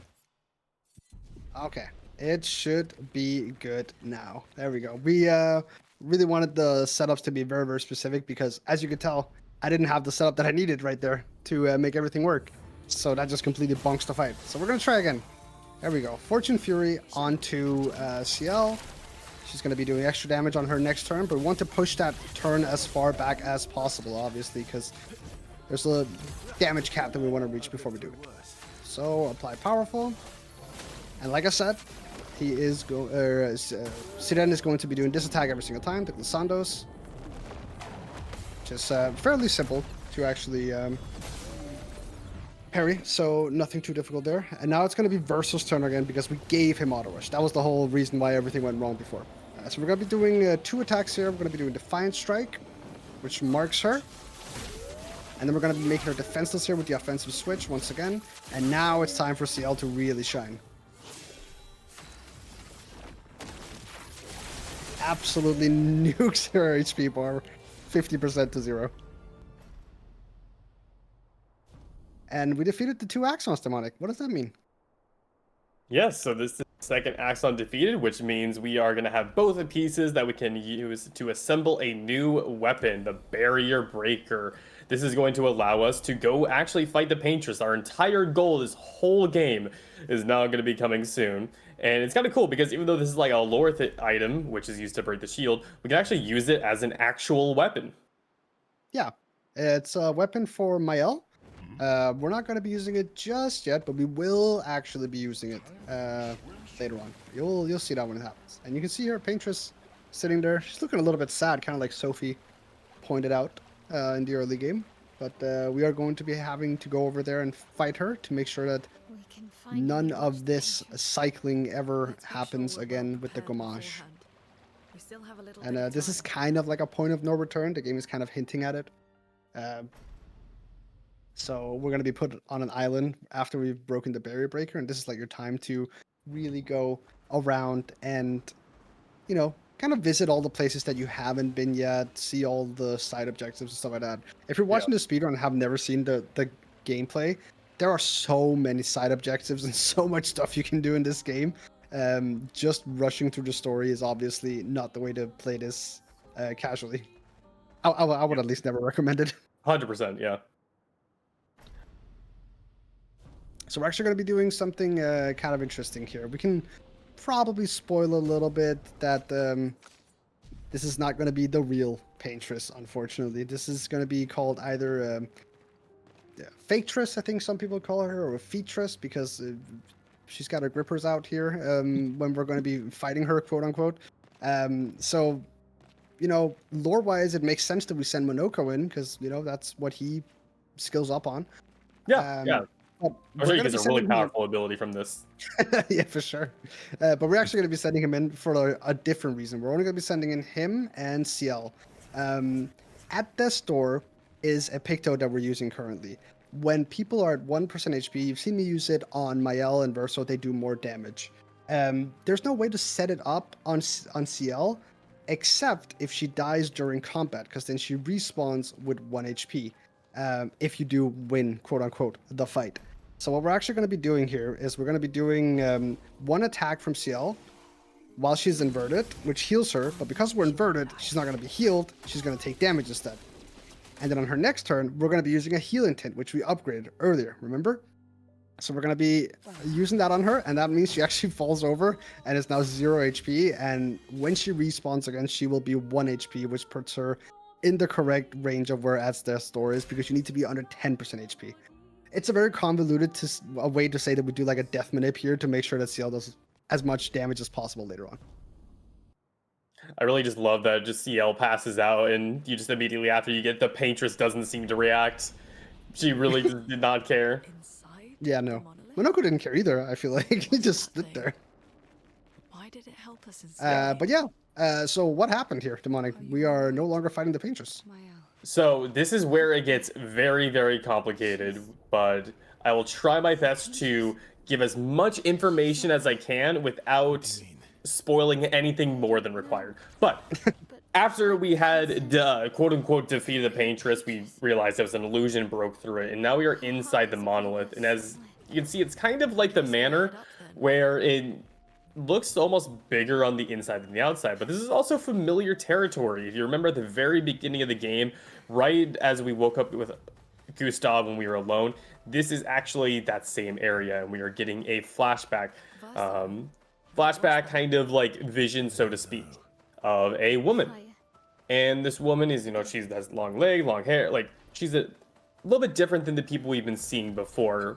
Previously, we have been seeing what looks like a version of Mael, but with a different haircut, different outfit. And the biggest difference was this Mael actually had a horrendous scar and a mask on her face. Yeah. And so that has been what we've been seeing in the black and white scenes, and now we're seeing something a little bit different. This time we're seeing a woman painting with her kids. And, you know, it can be assumed that this is the Paintress, and it's kind of interesting that she actually has children, because we haven't, to our knowledge, seen them yet. So yeah. This area is supposed to be kind of like hinting at what's going to be coming up later in the story, but also giving us like a best of hits features as we are heading up to what we believe is the final boss. So we just went through that area. We're going through the Flying Waters, which is where we gathered Mael from, and it's kind of just like a little run back with previous enemies that are stronger and have some new attacks. Yeah. These guys are super strong, so we definitely do not want to get into combat with them, especially because I haven't menued in a way that I can defeat them really, really fast. So it's going to take a lot of time, and I don't know where the last checkpoint is, so I'm just going to be doing wide turns around them to make sure that we don't get into any combat that we don't want to. It's quite the run up here because there is a lot of enemies here that you can fight if you do choose to.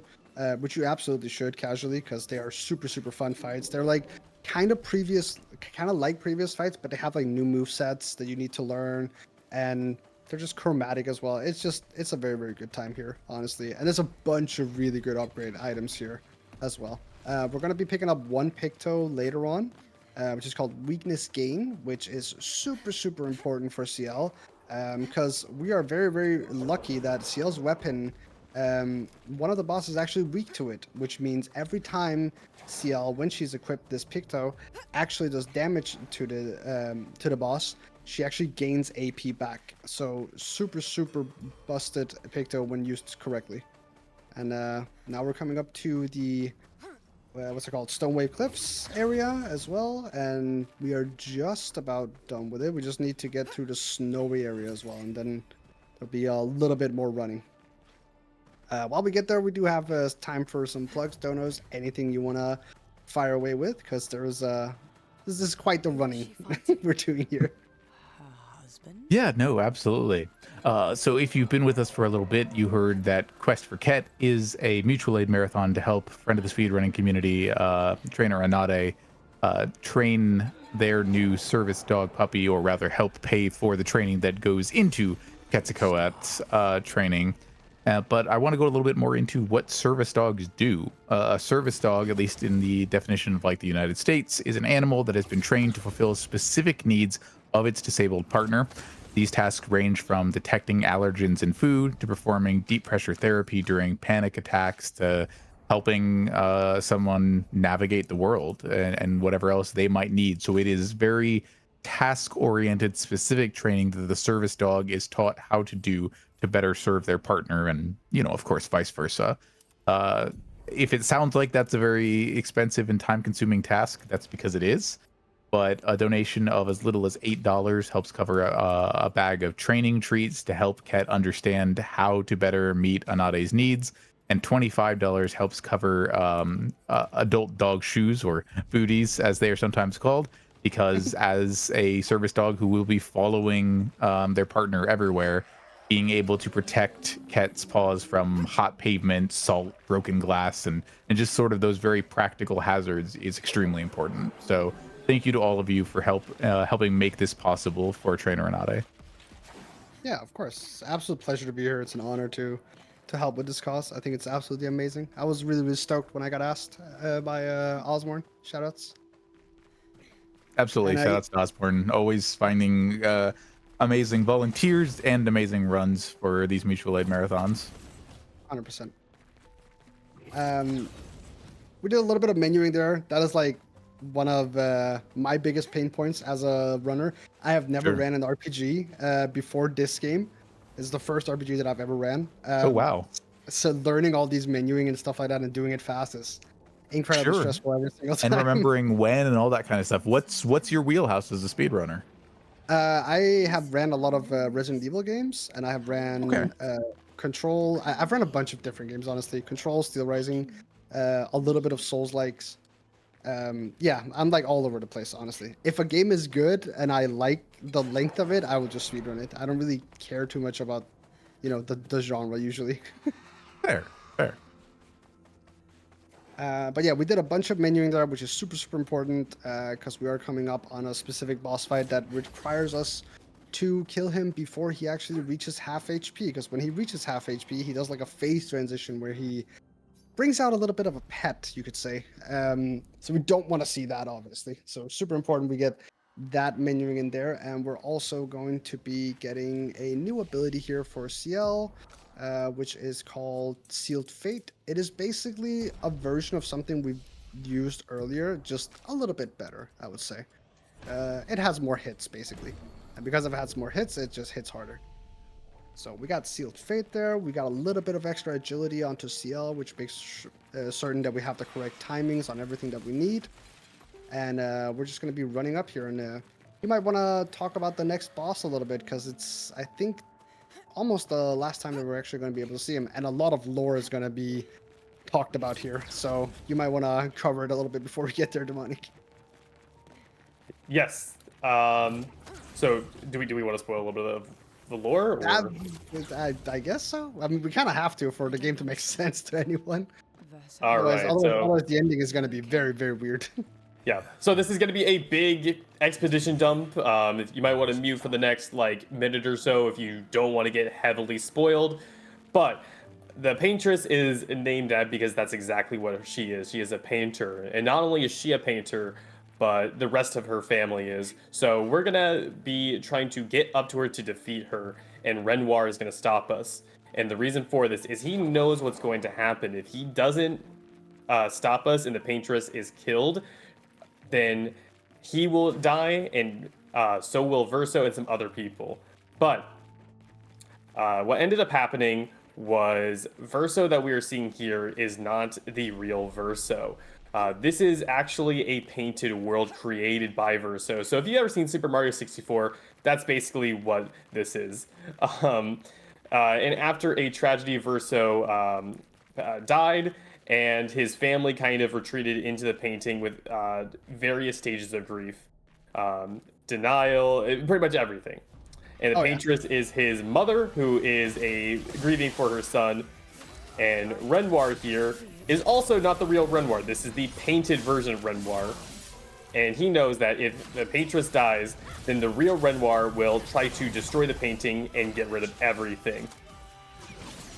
And the reason that Verso is helping us is that he wants the painting to be destroyed because he has been alive for a long time and wants it to finally all be over, wants all the pain to end, and is hoping that if he pushes the paintress out in the painted world, she will return and stay in the real world.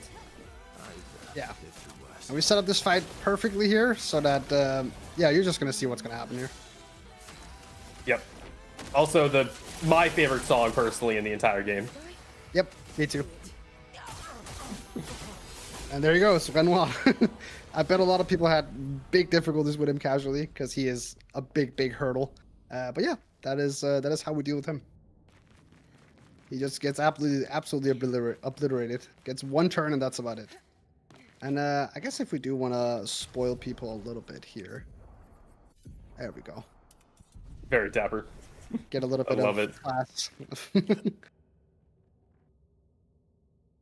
It's also important to note with the lore is Maëlle right here we've been seeing a different version of her, and that version that we've been seeing in these kind of like dream sequences and visions is actually the real Maëlle, whose real name is Alicia. Alicia was injured in the fire that killed Verso, which left her unable to talk and with horrific burning scars. And so what ended up happening is Alicia's sister sent her into the painting because mom and dad are fighting, and she's hoping that she'll be able to help out with it. Unfortunately, she is completely absorbed by the chroma, which is the thing that powers all the magic and everything, and is reborn as Maëlle. So up until after this fight, she actually did not remember who she really was. Exactly. And I'm going to be focusing a little bit on this fight because, as you can tell, everyone is 1 HP, so just a little bit of damage, and yeah, I'm dead. So this attack specifically coming up here, the Void Meteors, the timing is super, super tight, so I'm going to be focusing a little bit.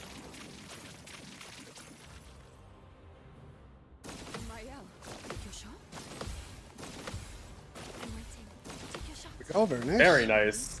Nicely done. Thank you, thank you. Fortune Fury, Swift Stride to get into Virtuous Stand. And we're going to be doing Berserker Slash to do a little bit of damage. A little bit, I say, as we do roughly 39k. Yeah, well, I mean, if you look at the health bar the painter has up at the top, a little bit is in proper perspective, I would say. We're getting there. This is by far the longest fight that we are going to have. We're going to be doing the gradient attack here. We're not going to be killing her because we actually want her to do one more attack so she doesn't have 2 attacks when she gets into the second phase. She's going to be just about dead, but not quite. Going to be taking some burn damage as well. And then she has chroma waves, which are usually not too bad to parry. And that's going to push her over to second phase. Nice. Very nice. That's like the scarier phase for me. Phase 1 for some reason. Phase 2 is very, very scripted. Well, both phases are basically scripted if you do everything correctly, I should say.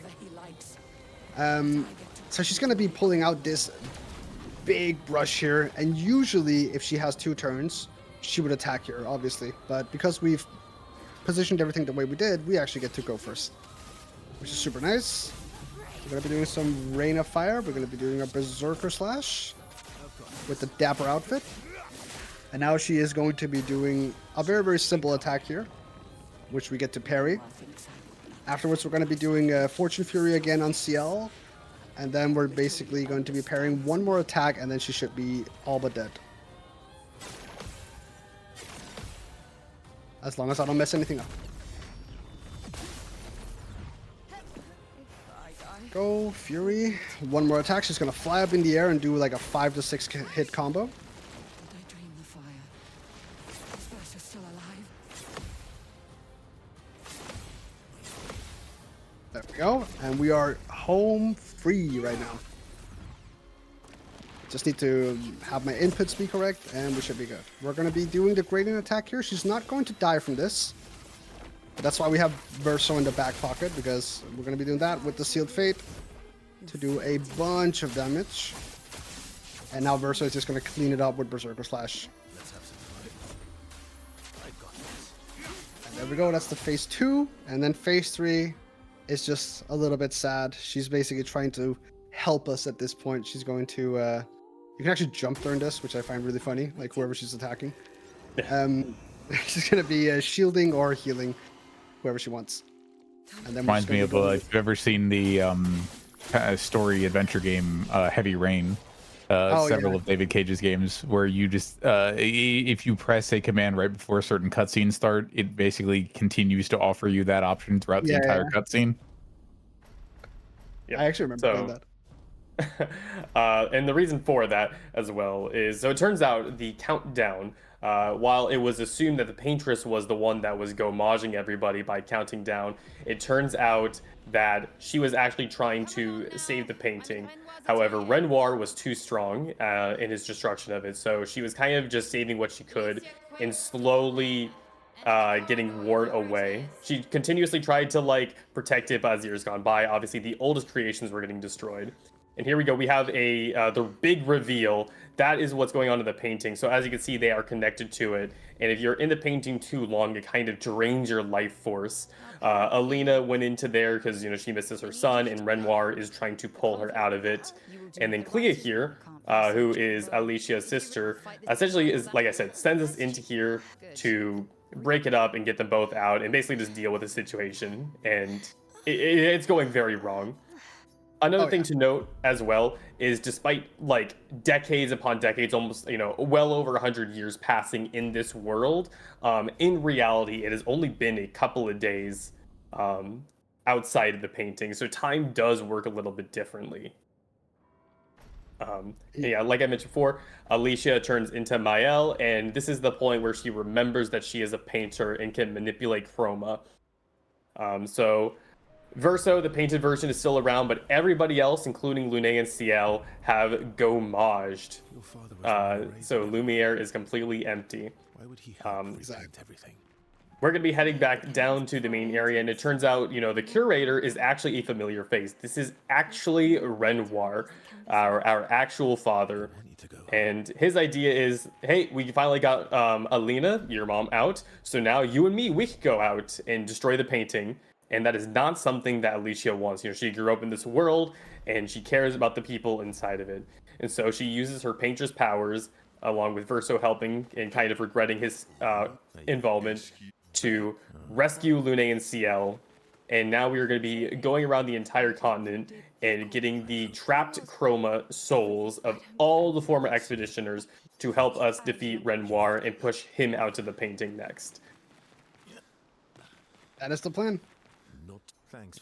Was it? This is also kind of just all the characters telling Verso, hey, you were kind of a jerk for not letting us know. Because this is the painted version of Verso, and he... Monoko knows. Monoko knew all the time, to be fair. True. He knew what was going on. I still think he thought that he was kind of a jerk for it. Yeah. I mean, he just said that, you know, lying to your friends is probably not a good idea. Yeah.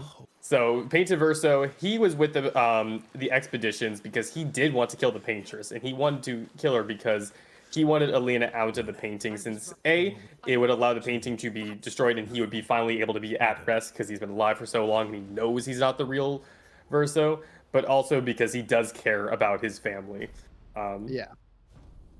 It's also like, it's the whole question of what is real, what is not real. What do you like? When do you dictate if something is real or not? Because for Mael, these people in the paintings are very much real people. Obviously, for not that Verso don't see them as real people, he just, I guess, has like a very more selfish reason that he just wants rest, so he doesn't care that it's real people anymore. Yeah, we kind of just learned that the Desandra family, you know, Alicia, Clea, they're all very just like playing with powers that they should not be able to. They are like, yeah, it's a very complicated story and it's actually very, very good, but they cause a lot of problems. But a lot of the themes of as well is like about, you know, choice and independence, you know, making these decisions and other people trying to make them for you. That's a big theme about what's going on here. But here we have the epic finale. We have Return to Lumiere. No, that's not good. Hey! We get a little bit of help from the former expeditions. Since Alicia is a painter, she was able to manipulate their chroma to bring them back for one last expedition. Because, you know, the entire theme of the game is that they are trying to save the world and make it better for those who come after. And that's exactly what's happening here. Exactly. We're going to be doing a little bit of leveling here. We're actually going to be respecking Ciel here. She's been, you know, she's been our rock. She's been our girl the entire time. She's been killing it. She's been doing so much damage for us.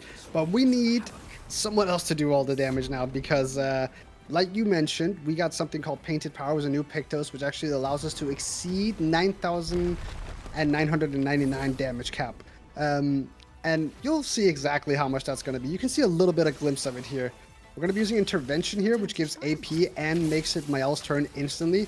And then this is the most broken ability in the game, Stendhal. You just see this guy just gets one shot, 83k damage. And trust me when I say we're doing well over 83k damage with this ability.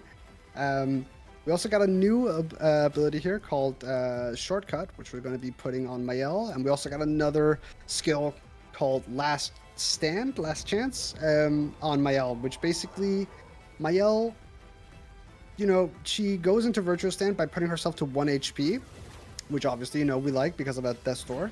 But she also gets a ton of AP every time she does that, which is the currency that we use to use the skills.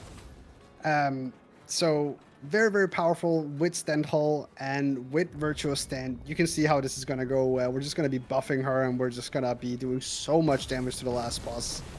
And yeah. While we make our run up there, you have the time to do some donations, some plugs, anything you wanna throw out there, because there's not long left on this run. About, I would say, not even 10 minutes, honestly. Okay, fantastic. I have just the thing. For the RPG fans in the audience, we have a new bid war open for the Elder Scrolls 3 Morrowind, an absolute classic of the RPG, action RPG genre. But it is a character name bid war. You have up to 16 characters, including special characters, to name our protagonist whatever you want. So head on over to tracker.quet.quest or use !donate in the chat and make your choice known. Heck yeah. This guy here, a lot of people thought that he was optional when we were first routing this, but then we found out we can actually just run around him by going up here and jumping here.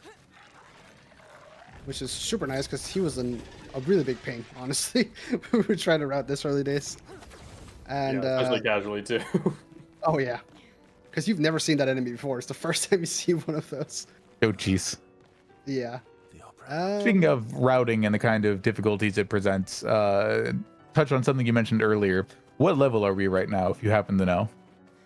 I believe we are like 28 or something like that, if I'm not And what mistaken. level would you expect to be in a casual playthrough? Probably around like 80 or something like that. Yeah, that's not what Yeah, I figured. I think casually I was around like 65 and 70. Oh, okay, fair. Oh, you rushed through that, damn. Got it. So casual, high 60s, low 70s. Completionist, probably closer to 80. Yeah, I mean, this is one of the, for me at least, this is one of the best games of all time, honestly. With the amount of stuff you can do, and oh, gotta jump here. Thank you, Ciel. with the amount of stuff you can do and the amount of content there is in it, and the way that it's presented, the art style, the music, everything is just perfection for me. Oh, yeah. So I think I spent about a week just playing this, and like I think I turned every single stone I I think knew. you've spent a lot more time since. Oh yeah, I have. And then also me personally, there's a lot of like stuff that I did after in Act 3, because once you get that the painted power unlocked, where you can do more than 9999 damage, it opens up a lot of like content, like a lot of like special bosses in areas that you were just getting completely wrecked in previously.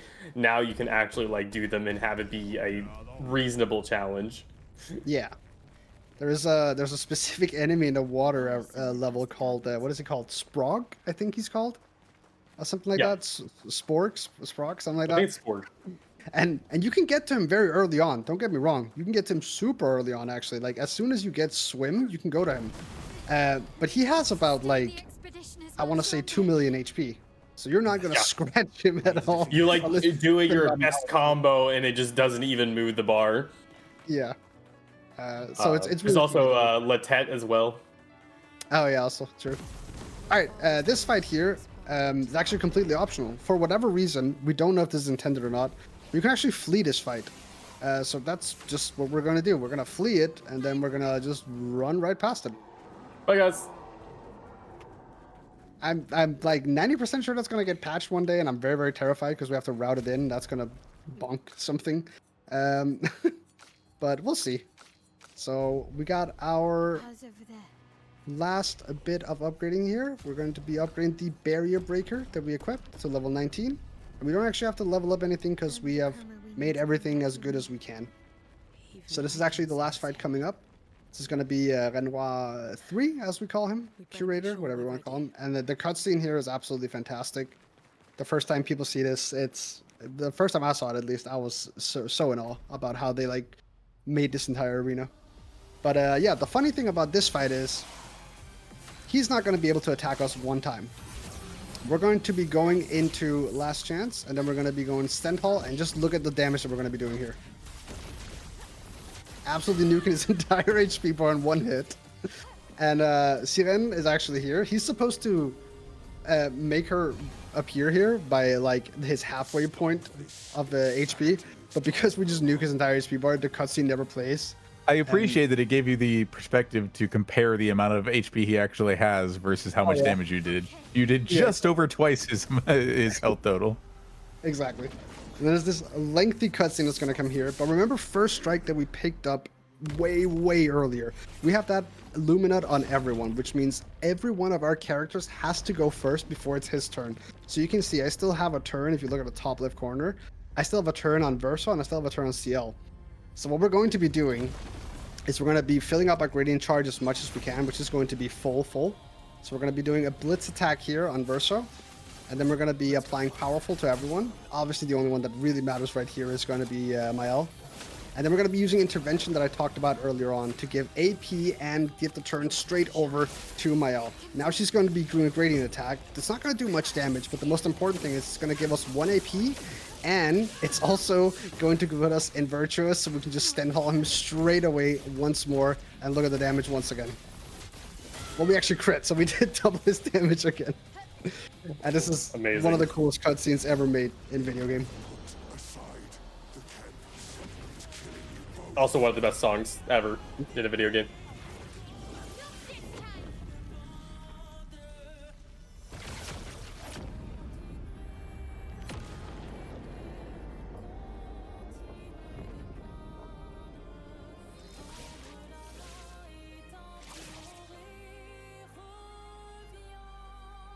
So pretty. And that is Renoir pushed out of the painting. He's no longer able to destroy it because he knows Mael's in here. However, Verso, he's tired. He has been fighting for a long time, and he just wants all of this pain to end. And so we get to a point where he is attempting to now destroy the painting entirely, which would wipe out everybody except for Mael. And Mael is decided to stay inside the canvas where she expects herself to die inside of it. And you have to choose between Verso and Mael, and the winner will decide your ending. But we've been using Mayal for almost the entire game for a very specific reason, and that is she does a lot of damage, as we see right here, which is why we go with her for the ending. And there it is. Time. GG. Thank you. I'm not going to be sharing the cutscenes because I want you guys to see them for yourself when you play the game because they are absolutely gorgeous.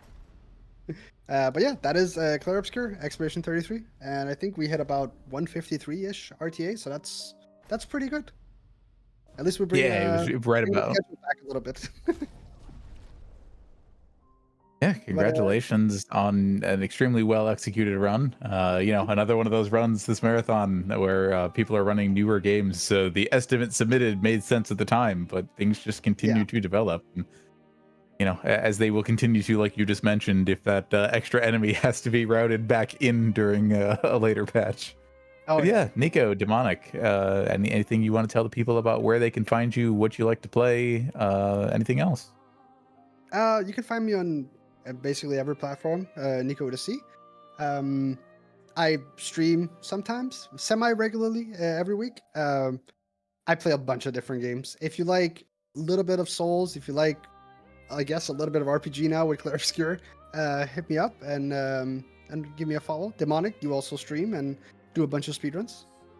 Yeah, you can find me at twitch.tv/demonicrobots. I do a variety of speedruns, not Clair Obscur, but I do some kind of very good titles like Control or like I've done Tomb Raider. I'm trying to branch out quite a bit, but yeah, I do a lot as well. Yeah, and thank you so much for having us, Anare. I hope the donation goal gets met, and I hope you have an absolutely amazing time with your new partner, Doc. And yeah, thank you for having us. Yeah, thank you both again for that really fantastic showing. It's always really fascinating to see how a new game comes together and just over such a relatively brief amount of time while people, especially for a game as unexpectedly popular as this one, are kind of still basking in the wow, that game was amazing phase, wasn't it? The dedicated speedrun community has turned it into something really special and totally different from the casual run. So thanks again to the both of you for helping show that off for Quest for Cat. We Absolutely. are going to keep absolutely we're going to keep right on rolling into our next run, which is Castlevania Dawn of Sorrow. So that'll be ready for you in just a few minutes. Take the time while you have it to get up if you need to, stretch, get something to eat or drink, depending on what time of the night it is for you when you're hearing my voice. That may or may not be the most appropriate suggestion, but get cozy. We'll be right back with more speedruns on Quest for Cat in just a moment.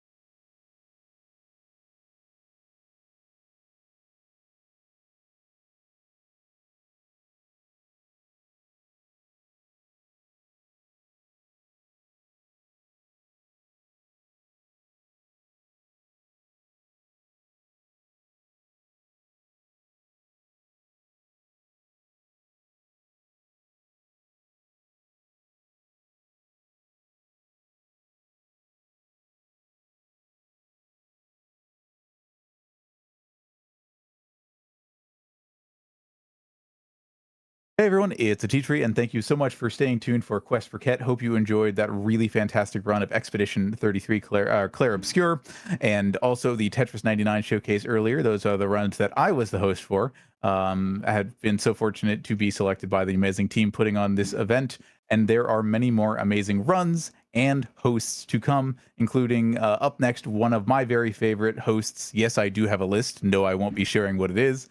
But coming up next is our host, Chibi Carrera. How are you doing this evening? You can't make me cry like as I'm joining this. Sure, That's I can. unfair. I mean, I didn't figure that I would because you know you're a fantastic host, but Aw, shucks. I appreciate it. I really enjoyed everything that you've been doing this evening also. How was Clair Obscur? as good as a speed run as it is as a casual game, I would say, and that's really saying a lot. But Nico and Demonic Robots did a really fantastic job showing off what it has to offer as a speed run, and I just got to put in fun jabs about like voice actors and how it's very French in between. So I had a good time too. I love that. And we kept raising money for Quest for Quet, so really no complaints, except for the fact that we're not at our next milestone yet. Rara, you want to take that one? Yeah, we are trying to get a total of $700 raised so we can unlock that menace fight for Castlevania Dawn of Sorrow. Yep. As I mentioned a couple of times, that does mean that we would actually get to play with Soma Cruz, the initial protagonist, or the original protagonist of Aria of Sorrow and Dawn of Sorrow. So if you want to see your boy show up as part of the speed run, you want to see that additional boss fight showcase get added to the run, and let Lonely play more Castlevania for you because she is really, really talented at it.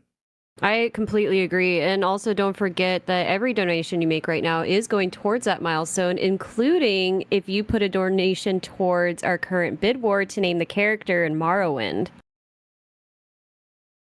Yeah, so if you want to make Musical Daredevil, have to read or mention the name of your choice. Use exclamation point donate in chat or head on over to tracker.quet.quest and make your choice known. All right, folks, I'm going to let you get on with the evening. Thank you so much. Have a wonderful time, Rara, as I know you will, and make all of the rest of the evening's runners and viewers feel right at home. Thank you so much, Atitri. I hope you have a wonderful night. Thank you. All right, everybody. Hello again. I am your host, Chibi Carrera. I hope everyone is having an excellent night so far. We are here at Quest for Quet raising money for trainer Anade to help get assistance with their new service dog. Anade has been a service dog partner for many years, and they are now getting a new service dog. The last two service dogs were Orion and Perseus, named after constellations. And Anade wanted to name their next service dog with a name that starts with a Q. So Quet is technically named after a planetary body that is named after the Aztec feathered serpent god. Every donation that you send to us tonight and tomorrow will be going directly towards that.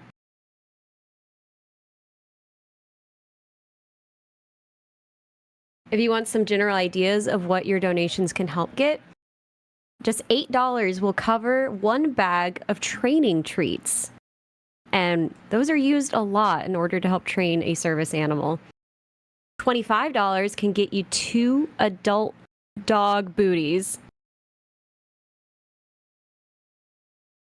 And these boots are really important to protect paws from hot pavement, ice, salt, broken glass, and many other hazards that service dogs run into. So think about it, how we as people, we have shoes that protect us from everything. And it's only fair that the dog should experience that too, because they have itty bitty bitty paws and we love them and we want to protect them. So I think if anyone is looking for an idea for a name for the Morrowind character, I think we should go with Booties. Booties. So there. Now you don't have to think of one yourself. You can just put that in for me. However much money you want to put in, exclamation point donate in that chat, and then select that bid war and type in your name that you want for Morrowind. And whoever puts in Booties first will be my hero, and I will give them a little forehead kiss.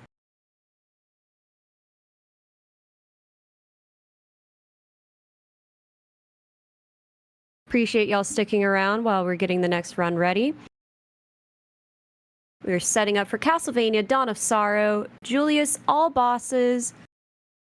No magic cancels with Lonely. This is going to be a fantastic run. And another quick reminder of what Atitri and I were discussing earlier. That milestone for the Menace fight is currently open. We want to raise $700 total. We have raised $635. Which means... Let me get my calculator because I'm real bad at math. That's the fun thing about me trying to host is I don't do good with numbers. We need $65 more. Thank you, calculator. To get that milestone met. And I know we can do it. We have to meet it before the end of Castlevania. And I was talking to Lonely earlier, and this is a 45-minute estimate. But Lonely has been doing really good at getting sub 40 times on this. So we don't have a lot of time to get that met. So chat, I need all of you to go in to type !donate in the chat. Get those donations in. Let's name the Morrowind character. Let's unlock that Menace fight. I believe in you. Let's lock in and do it. All right, we will be right back in just a moment. I hope that when we come back, I get to see some beautiful names for the character named Bid War for Morrowind.